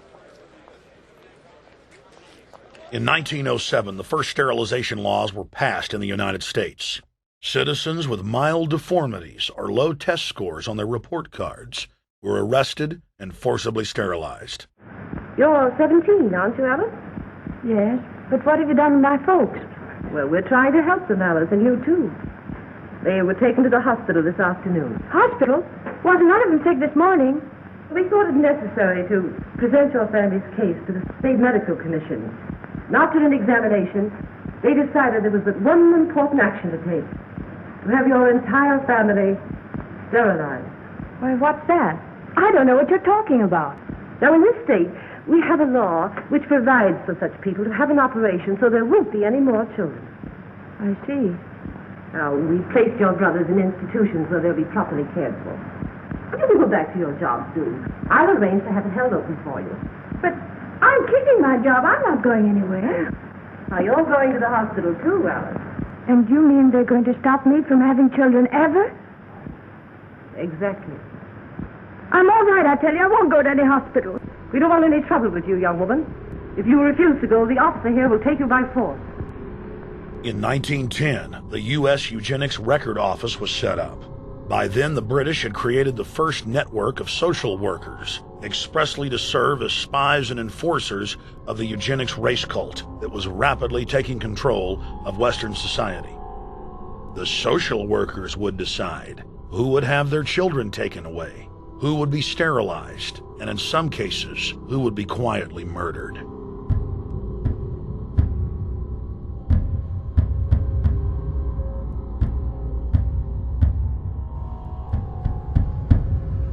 In 1911, the Rockefeller family exports eugenics to Germany by bankrolling the Kaiser Wilhelm Institute, which later would form a central pillar in the Third Reich.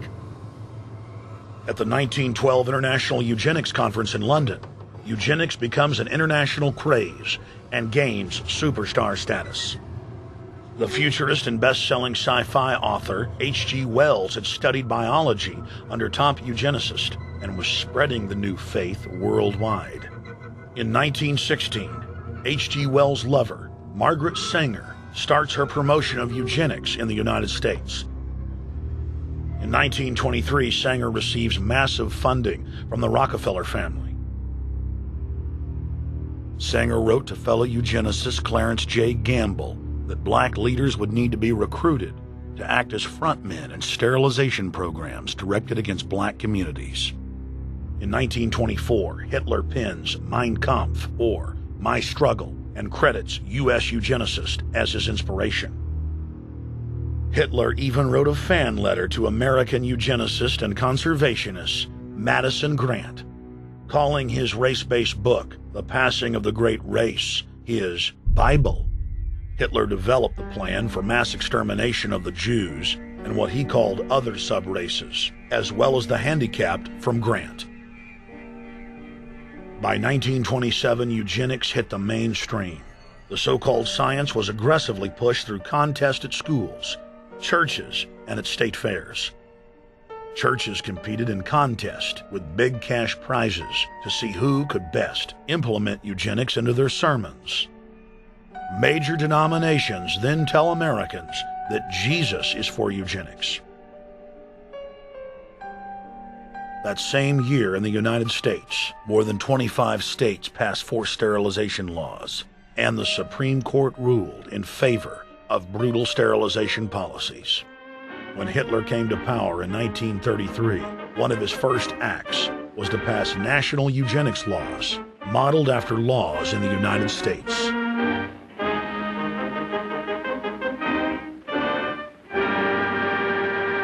The 1934 film Tomorrow's Children brought the eugenics agenda to the silver screen in the United States. In the case of Miss Mason, I can see no reason for the operation that's been recommended. The girl is perfectly normal. She's hard-working and has a good reputation. Do you know anything about her family background? Oh, yes, Your Honor, I do. There are several other children, aren't there? Yes. What is their condition? One is a cripple. Two others might be classed as feeble-minded. Isn't the oldest son in jail? Oh, yes, I believe so. And knowing all that, you still contend that this girl should be allowed to bring more people like that into the world? She's sound, Your Honor. She's not anything like the rest. Surely she should be given a chance to work out her own salvation. I can't agree with you, Doctor. Suppose she is normal. The chances are that her children will inherit the family taint. Isn't that possible? But, Your Honor, I'm sorry, Doctor. 3 generations of unfit are enough. Petition not allowed. By 1936, Germany had become the world leader in eugenics for taking effective actions to sterilize and euthanize hundreds of thousands of victims. The big 3 of American eugenics, Davenport, Laughlin, and Goethe, were dispatched by the Rockefellers to Germany, where they advised the Nazis on the fine-tuning of their extermination system. With the strong support of the U.S. and England, Germany had gone over the edge, and tens of millions would pay with their lives. At the end of the war, the Allies protected from prosecution the very Nazi scientist that had tortured thousands of people to death. The Nazi brand of eugenics had embarrassed the elites, but they had no intention of stopping their plans. The Allies literally fought with each other over who would get top Nazi eugenicist. It didn't matter if the SS doctors had tortured tens of thousands to death. They were free to go. The Angel of Death, Joseph Mengele, and his boss, Ottmar von Verscher, were not prosecuted, and von Verscher even continued his work in Germany after the war. Eugenicists were angry that their great work had been exposed. They then scrambled to camouflage their agenda. Eugenics Quarterly became Social Biology. The American Birth Control League became Planned Parenthood. New terms like transhumanism, population control, sustainability, conservation, and environmentalism replaced racial hygiene and social Darwinism. Many eugenicists of the previous period engaged in what they called crypto-eugenics. Purposefully taking their eugenics beliefs underground, they became highly respected anthropologists, biologists, and geneticists in the post-war world.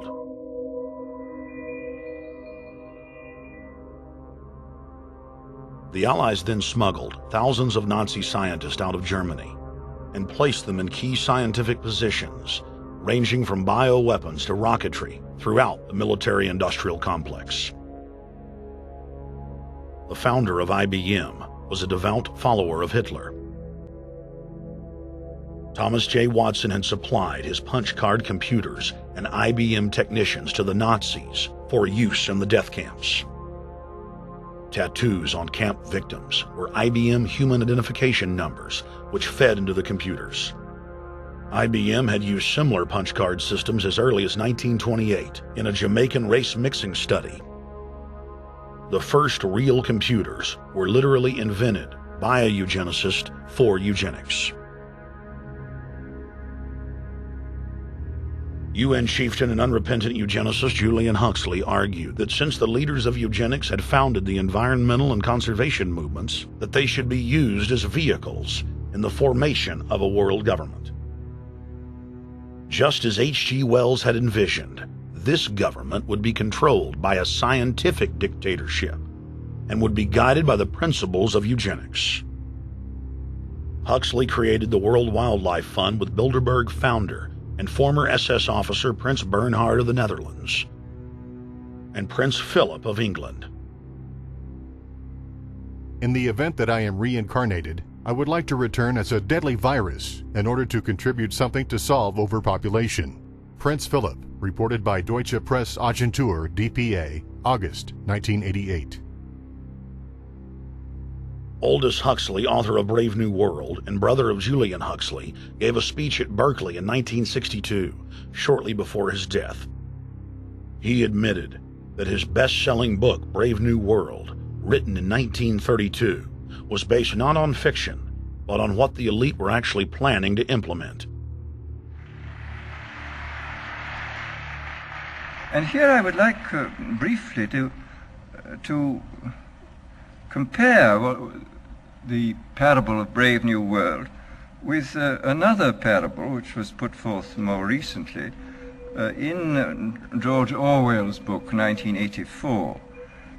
I'm inclined to think that the scientific dictatorships of the future, and I think there are going to be scientific dictatorships in many parts of the world, will be probably a good deal nearer to the Brave New World pattern than to the 1984 pattern. They will be a good deal nearer, not because of any humanitarian qualms in the scientific dictators, but simply because the Brave New World pattern is probably a good deal more efficient than the other.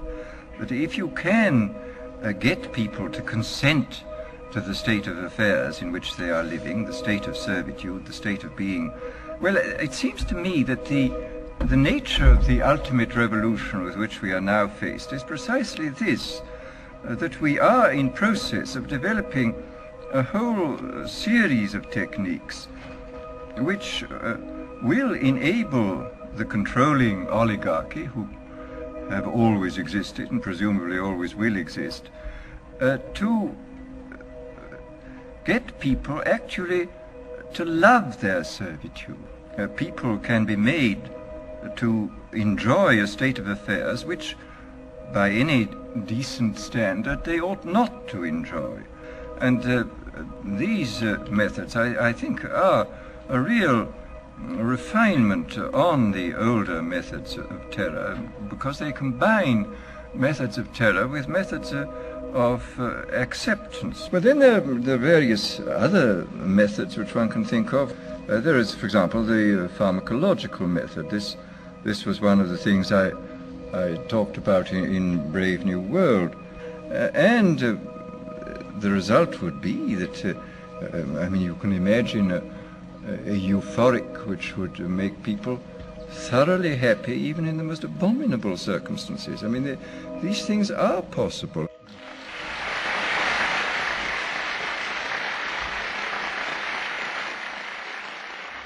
The elite have left a massive wave of destruction behind them as they cold-bloodedly experiment on civilian populations as if we are lab rats. A string of congressional investigations has uncovered more than 20,000 secret tests that were carried out against the American people between 1910 and 2000. One well-known eugenics study, the Tuskegee Syphilis Project, killed hundreds of blacks and spanned 40 years until whistleblowers exposed it in 1972. From 1943 until present, the British have tested lethal nerve gas on their own personnel, on land, air, and sea. Many died instantly. Still others died grueling deaths over several years. The federal government commissioned secret radiation experiments on thousands of non-consenting patients. Hundreds of hospitals in the U.S. injected healthy men, women, and children with uranium and plutonium at dosage levels ranging from non-therapeutic to lethal, killing many of the test subjects. Pregnant wives of GIs were given vitamins by base doctors that actually consisted of highly radioactive uranium-239 and plutonium-241, resulting in violent miscarriages and the death of the mothers.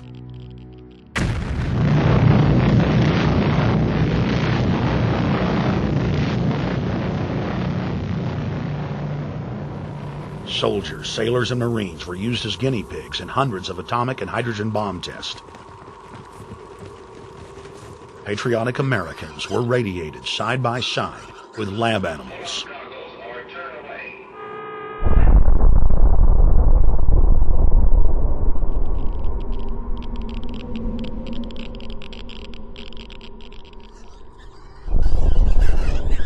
Pilots were forced to repeatedly fly through mushroom clouds of DNA-destroying radiation.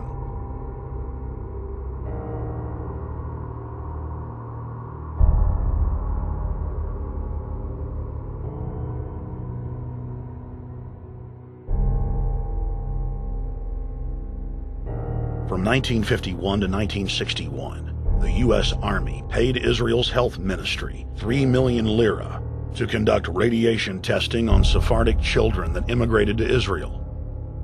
The government-run public schools would tell the children that they were going to get a medical checkup and that they were receiving an X-ray.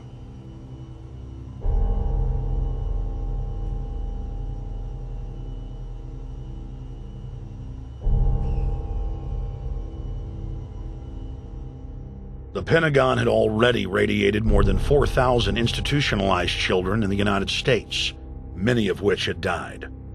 More than 110,000 of the darker-skinned Jews were given 35,000 times the maximum dose of X-rays to the head repeatedly. Many of the children died within months. All of them lost their hair. Some still live today and endure excruciating health problems. The covert testing of chemical, biological, and radiological agents on unsuspecting populations continues worldwide today. From 1940 to 1979, the vast majority of the British population was sprayed by aircraft more than 2,000 times with deadly chemicals and microorganisms without ever being told. In 1968, the Pentagon tested a deadly bioweapon on New York subways and placed personnel in local hospitals to monitor the effects. Aggressive sterilization of men and women continued in many states until the mid-1980s. The United States and England are currently testing pesticides and highly toxic experimental drugs on tens of thousands of healthy foster children, many of which die as a result of the experiments. Prisons across the nation have forced inmates to participate in grisly experiments, ranging from pesticide studies to having tablets of dioxin sewn into their backs. Gradually, by selective breeding, the congenital differences between rulers and ruled will increase until they become almost different species. a revolt of the plebs would become as unthinkable as an organized insurrection of sheep against the practice of eating mutton. Bertrand Russell. H.G. Wells, Aldous Huxley, Bertrand Russell, and hundreds of other eugenicists constantly bragged about how the establishment believed themselves to be a separate, more advanced species than the common man. Top eugenicists were bold enough to admit that their real goal was not improving the heredity of the commoner, but to further dumb them down so that they could be more manageable. Nobel Prize winner Russell wrote at length about how vaccinations filled with mercury and other brain-damaging compounds would induce partial chemical lobotomies and develop a servile zombie population. Diet, injections, and injunctions will combine from a very early age to produce the sort of character and the sort of beliefs that the authorities consider desirable, and any serious criticism of the powers that be will become psychologically impossible. Bertrand Russell. Over 100 years ago, eugenicist social planners said that they'd use mind-altering drugs to control the population. By 2007, more than 20% of the U.S. population were on some type of prescription antidepressant. But in the case of foster children, a sector where the state has total control, at least 2/3 are forced to take a cocktail made up of, on average, 7 psychotropic drugs. Chairman of the Texas Society of Psychiatric Physicians, Joe Burkett, testified before the State House Select Committee hearing on psychotropic drugs in foster care and shocked the public when he said that 2/3 of foster children in Texas had been placed on psychiatric drugs because they were very, very sick from a bad gene pool. A lot of these kids come from bad gene pools. They don't have stable parents making good decisions. Besides the gene pools, they've then been traumatized by abuse, neglect, and problems, and then they've been traumatized by separation, and all those things predispose to mental illness. The Western world is now implementing eugenics pre-crime policies. Fetuses are now being pre-screened according to family histories of crime. From Portland, Oregon to London, England, Child Protective Services are enrolling newborn children into criminal databases at birth and forcing them to attend probation hearings at age 2. The overlords of scientific dictatorship are ruthlessly prosecuting a war on our most defenseless. In December of 1974, the U.S. government made Third World population reduction a central national security issue. The operation plan, titled National Security Study Memorandum 200, was simply a regurgitation of the British Commission on Population created by King George VI of England in 1944, which openly stated that populous Third World nations posed a threat to the international elite's monopoly of global power. The Kissinger-authored U.S. plan targeted 13 key countries where massive population reduction was called for. Kissinger recommended that IMF and World Bank loans be given on condition that nations initiate aggressive population control programs, such as sterilization. Kissinger also recommended that food be used as a weapon, and that instigating wars was also a helpful tool in reducing population. In 1972, the Nixon White House also implemented a eugenics policy which was directed by George Herbert Walker Bush, then United States Ambassador to the United Nations. Bush advised China on the formulation of their one-child policy and directed the federal government to forcibly sterilize more than 40% of Native American women on reservations. The Bilderberg-dominated Club of Rome advocated environmentalism as the best front to implement population reduction.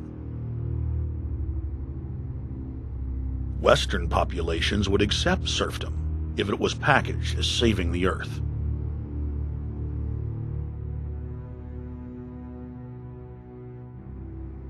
Industrialization of Africa, Asia, and Latin America could be blocked.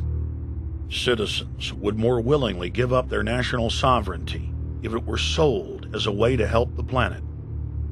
The think tank also concocted the peak oil fraud as a way to create artificial scarcity.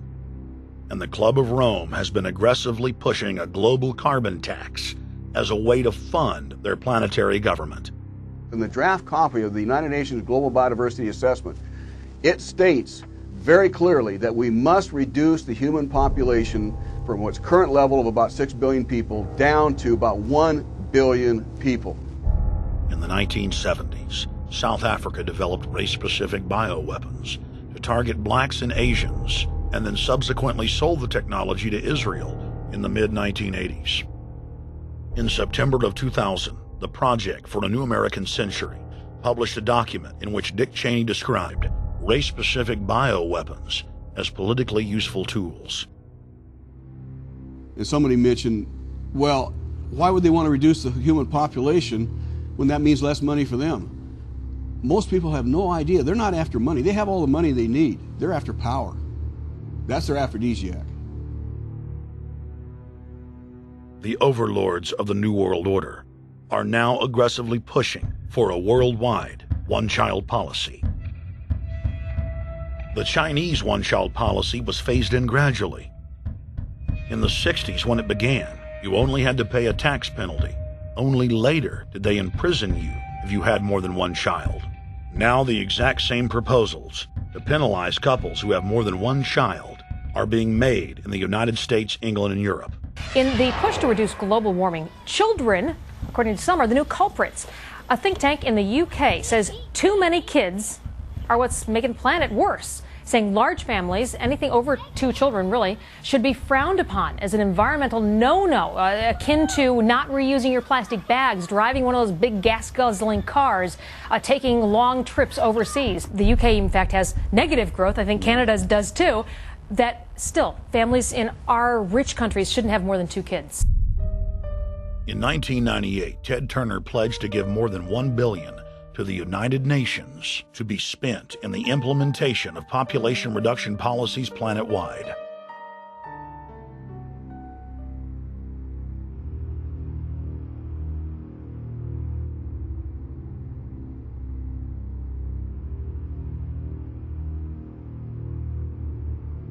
In 1999, the Bill and Melinda Gates Foundation gave $2.2 billion to Planned Parenthood, the United Nations Population Fund, and other population reduction groups. By 2007, the Gates had given more than $30 billion, almost exclusively to population control groups. The controlled corporate press cynically reported that the Gates were giving the money to help third world children. Bill and Melinda Gates were dethroned as the world's most generous philanthropists when their friend and fellow population reduction enthusiast, Warren Buffett, gave $37 billion to fund an army of population control groups. And I actually think the world will be much better when there's only 10 or 20% of us left. Dr. Eric Pianka. Prominent University of Texas biologist Dr. Eric Pianka, while receiving an award from the Texas Academy of Science, said that the worldwide AIDS pandemic was, quote, no good, it's too slow, and went on to laud the virtues of Ebola because it would kill 90% of the world population quickly. When his statements erupted into a national controversy, his graduate students defended him, stating that Pianka was too conservative and that all humans should be killed. But most frightening was the fact that in a crowd of over 1,000 prominent scientists, local newspapers reported that 95% of those in attendance gave Pianka sustained standing ovations every time he extolled the virtues of mass-culling microbes and man's destruction.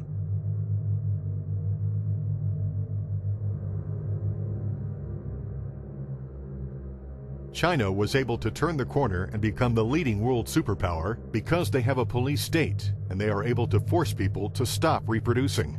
Dr. Eric R. Pianka. The eugenics movement has now shaken off much of its Nazi baggage and is using people's legitimate concern about the environment as a cloak to conceal their real agenda. Everyone wants to breathe clean air and have good water, but the controllers of the environmental movement have done nothing but co-opt people's concerns and parlay it into support for global policies that further destabilize the third world and create untold misery. Phony environmental and conservation groups are now the biggest private landowners in the world. They lobby government to take property away from local populations, only to develop it themselves later. When the U.S. military dumps millions of gallons of nerve gas on the east coast of the U.S., they don't say a word. Thousands of companies are creating transgenetic cross-species hybrids, splicing plants, animals, and insects, and releasing the new organisms into the global biosphere, vandalizing the very genetic code of the planet. And large environmental organizations do nothing. The corporate elite of the planet intensified their push for a global taxation system with a year-long build-up to the live Earth hysteria held on July 7th, 2007 on 7 continents. World leaders announced that saving the Earth was the new organizing principle for humanity and hailed it as the planet's new religion. They claimed that CO2, which plants breathe, was killing the Earth, and that we must reduce the number of children we have to curtail our carbon footprint. Countries across the world marked the day by passing new carbon tax schemes and raising taxes on gasoline, natural gas, and electricity. It is a scientific fact that the sun is the main driver of planetary climate, and the measurements are clear. The sun is becoming hotter, brighter. It has been slowly increasing thermal output in the last 100 years, causing warming not just on Earth, but throughout the solar system. But the scientific facts and even the order of the planets didn't matter to one of the chief organizers of Live Earth, David Mayer de Rothschild, heir to the British arm of the Rothschild fortune, when we spoke to him. When I called Rothschild on the order of the planets, he just laughed, thinking the audience wouldn't get it. He continued to count on the population's ignorance and claimed that the global warming lobby has nothing to do with carbon taxes. I guess he hadn't spoken with his good personal friend, Al Gore. Global warming, the time for debate is over. I think what you have to realize is that being environmentally sensitive and making money aren't mutually exclusive. There's a lot of money to be made in addressing this issue. But you guys are gobbling up all the world's concern to just simply line your pockets and make kids read your book in schools and do all this. It's a business, just like you said, Rothschild. It's not. Do you think I make any money out of this? It's the same thing. It's the same thing your your money-changing ancestors did. They're in Germany, Red Shield, and I'm calling you out, Red Shield. We know it's a scam. A pollution-based tax system, principally CO2. We're causing it mainly, vast majority of it. The consequences are bad and will be catastrophic unless we act. The polar ice caps of Mars are receding at several miles a year, much faster than ours, and that the moons of Saturn and Jupiter are melting. In fact, several of their moons were ice and are now liquid seas. Now, how are SUVs causing that, David Rothschild? That's because those planets are closer to the sun, my friend. No, Jupiter and Saturn are not closer to the sun. Neither is Mars. Yes, sir. I think you'll find, right, that the very simple matter, and what I wanted to say, and this is my final point, forget your taxation theory, because actually it's not taxation. Put a price on the carbon. A tax is the best way. Cap and trade can also do it. If there were a carbon-based tax, would there be a need for an economy-wide cap and trade system? They are not either or. We can do both. I am in favor of both.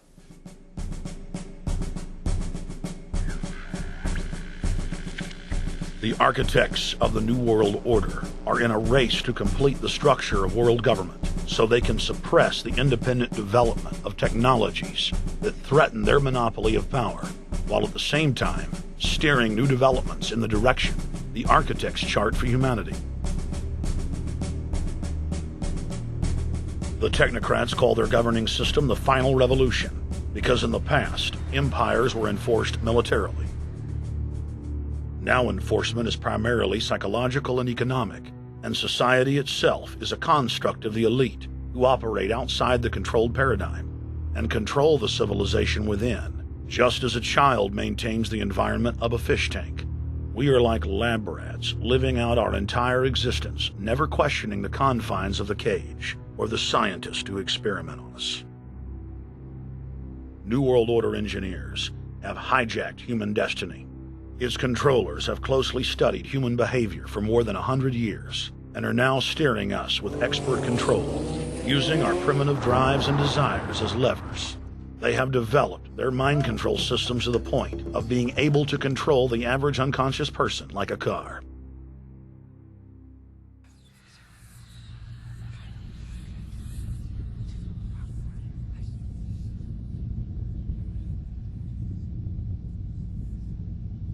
Eugenics dominated the 20th century. Its ruthless spirit has now metastasized into the fields of genetics, nanotech, and robotics. But that's not surprising. From their inception, all three disciplines have been dominated by eugenicists. The billionaire founder of Sun Microsystems, Bill Joy, courageously went public in 2000 to warn of a cancerous consensus among the technocratic elite that at best humanity would be completely enslaved by the year 2030, and at worst, mass extermination of everyone but the elite would take place. A who's who of the techno-elite are members of what is known as the transhumanist or post-humanist movement.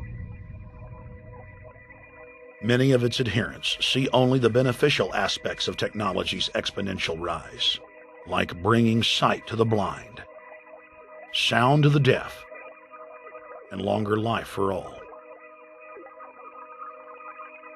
But what many of them don't know is that master eugenicist Julian Huxley founded transhumanism, and that society's controllers openly admit that the new system is designed to progress into absolute tyranny.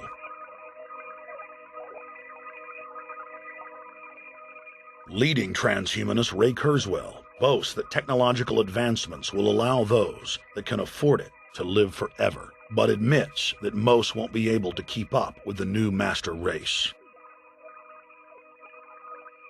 The drive for world government is now all about who will control and have access to radical life extension systems.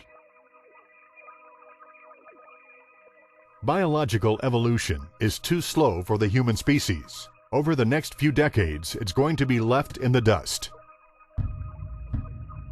Transhumanists believe that they will attain the fountain of youth by merging with technology. Now, it may be within their reach. Decades ago, transhumanists said that if you did not accept augmentation or enhancements, you would no longer be able to get jobs. And now it's happening today. The elite who occupy the commanding heights of digital reality are suicidal nihilists. Suicidal nihilists know that there is no longer any substantive purpose to their willing, but they would always prefer to go on willing than not to act at all. They can very happily ally themselves with the notion of nuclear holocaust or perfect exterminism. Technology has become so powerful in its capacity for destruction that free humanity cannot afford to let psychopathic technocrats with delusions of grandeur repeat the mistakes of their forebears, because it is highly probable that this time they may destroy everything, including themselves, in their mad rush for godhood.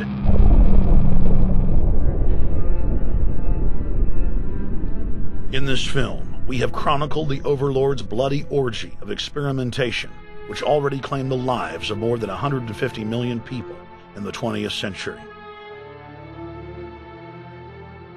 And now, they are promising to deliver an invincible tyranny that will dwarf their past exploits. In the days of World War II, there were sovereign nations and armies to stand against Hitler's final solution.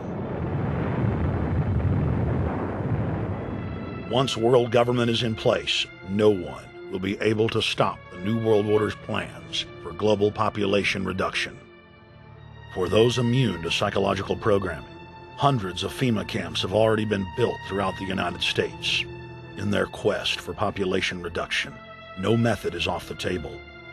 These dark builders intend to release a string of man-made bioweapons plagues, each one worse than the last, while at the same time expanding the police state to enforce an orderly extermination of the population, all in the name of fighting invisible terrorists. And the Georgia Guidestones stand today as a cold testament to the elite's sacred mission.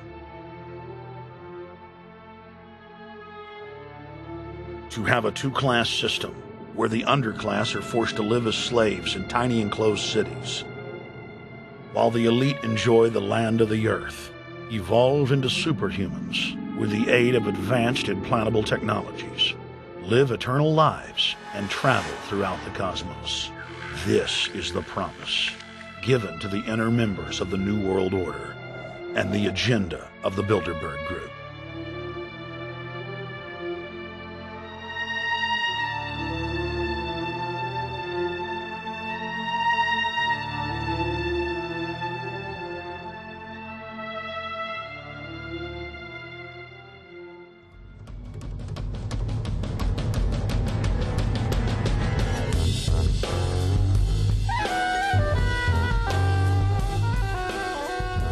In 2007, Jim Tucker continued his 30-year quest to expose the globalist by traveling to Istanbul, Turkey, the site of Bilderberg, 2007.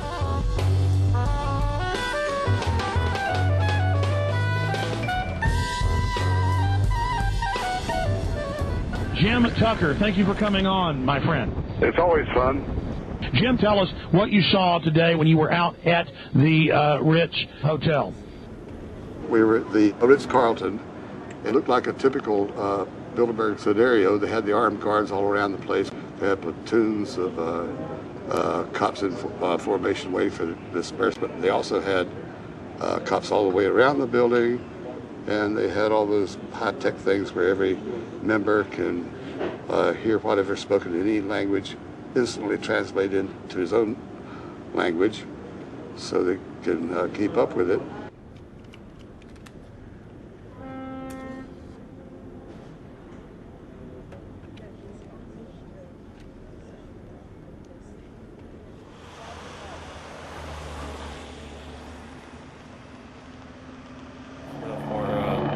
Spotlight did, I'm doing the same thing for American Free Press.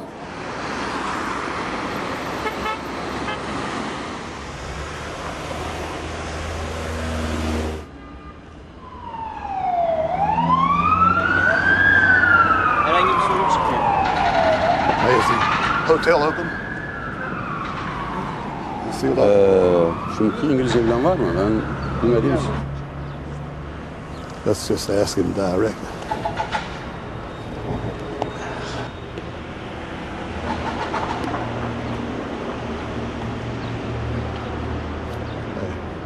Is Bilderberg meeting here this weekend? You can look this way. We had my two personal cops following me today. I was not aware of it because my nose is always sticking to the camera and my jaws are always flapping. But the TV crew said those guys are going to follow you. And their car followed us out to the hotel. Then they identified the two cops in plain clothes, not business suits, but sport shirts and so forth. Yeah. That's the car that's been on our ass? Yeah. I want to photograph him? Yeah. You are, aren't you? Well, they're very likely Bilderberg boys.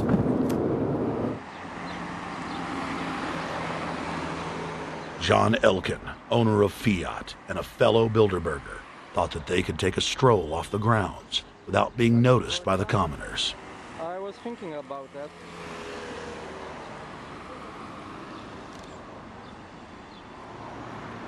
This Bilderberg attendee sneered at our camera.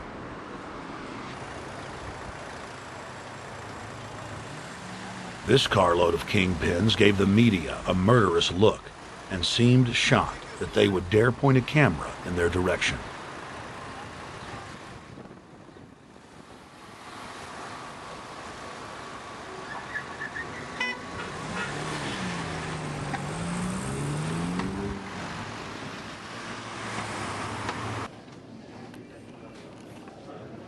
In 2007, the Bilderberg Group received the heaviest global coverage in its history. Jim Tucker witnessed press conferences attended by hundreds of members of the media and a new generation of info warriors, like reporter Paul Dornanu of Romania, are tracking the elite, no matter where they hide. Expunem acest grup Bilderberg.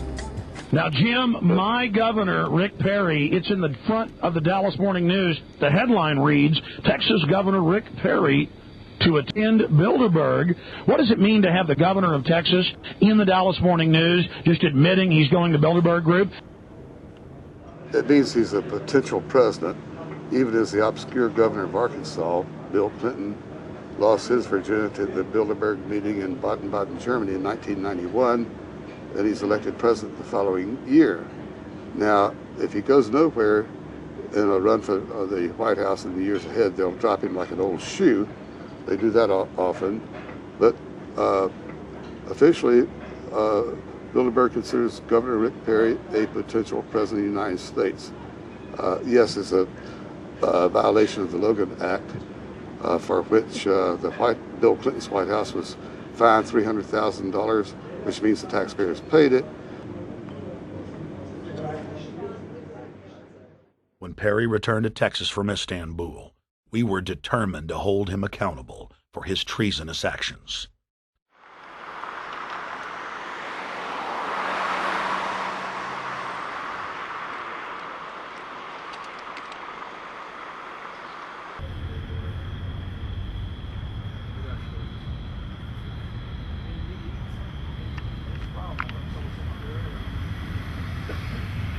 We don't want our roads, our water, our power plants, our entire infrastructure turned over to the New World Order.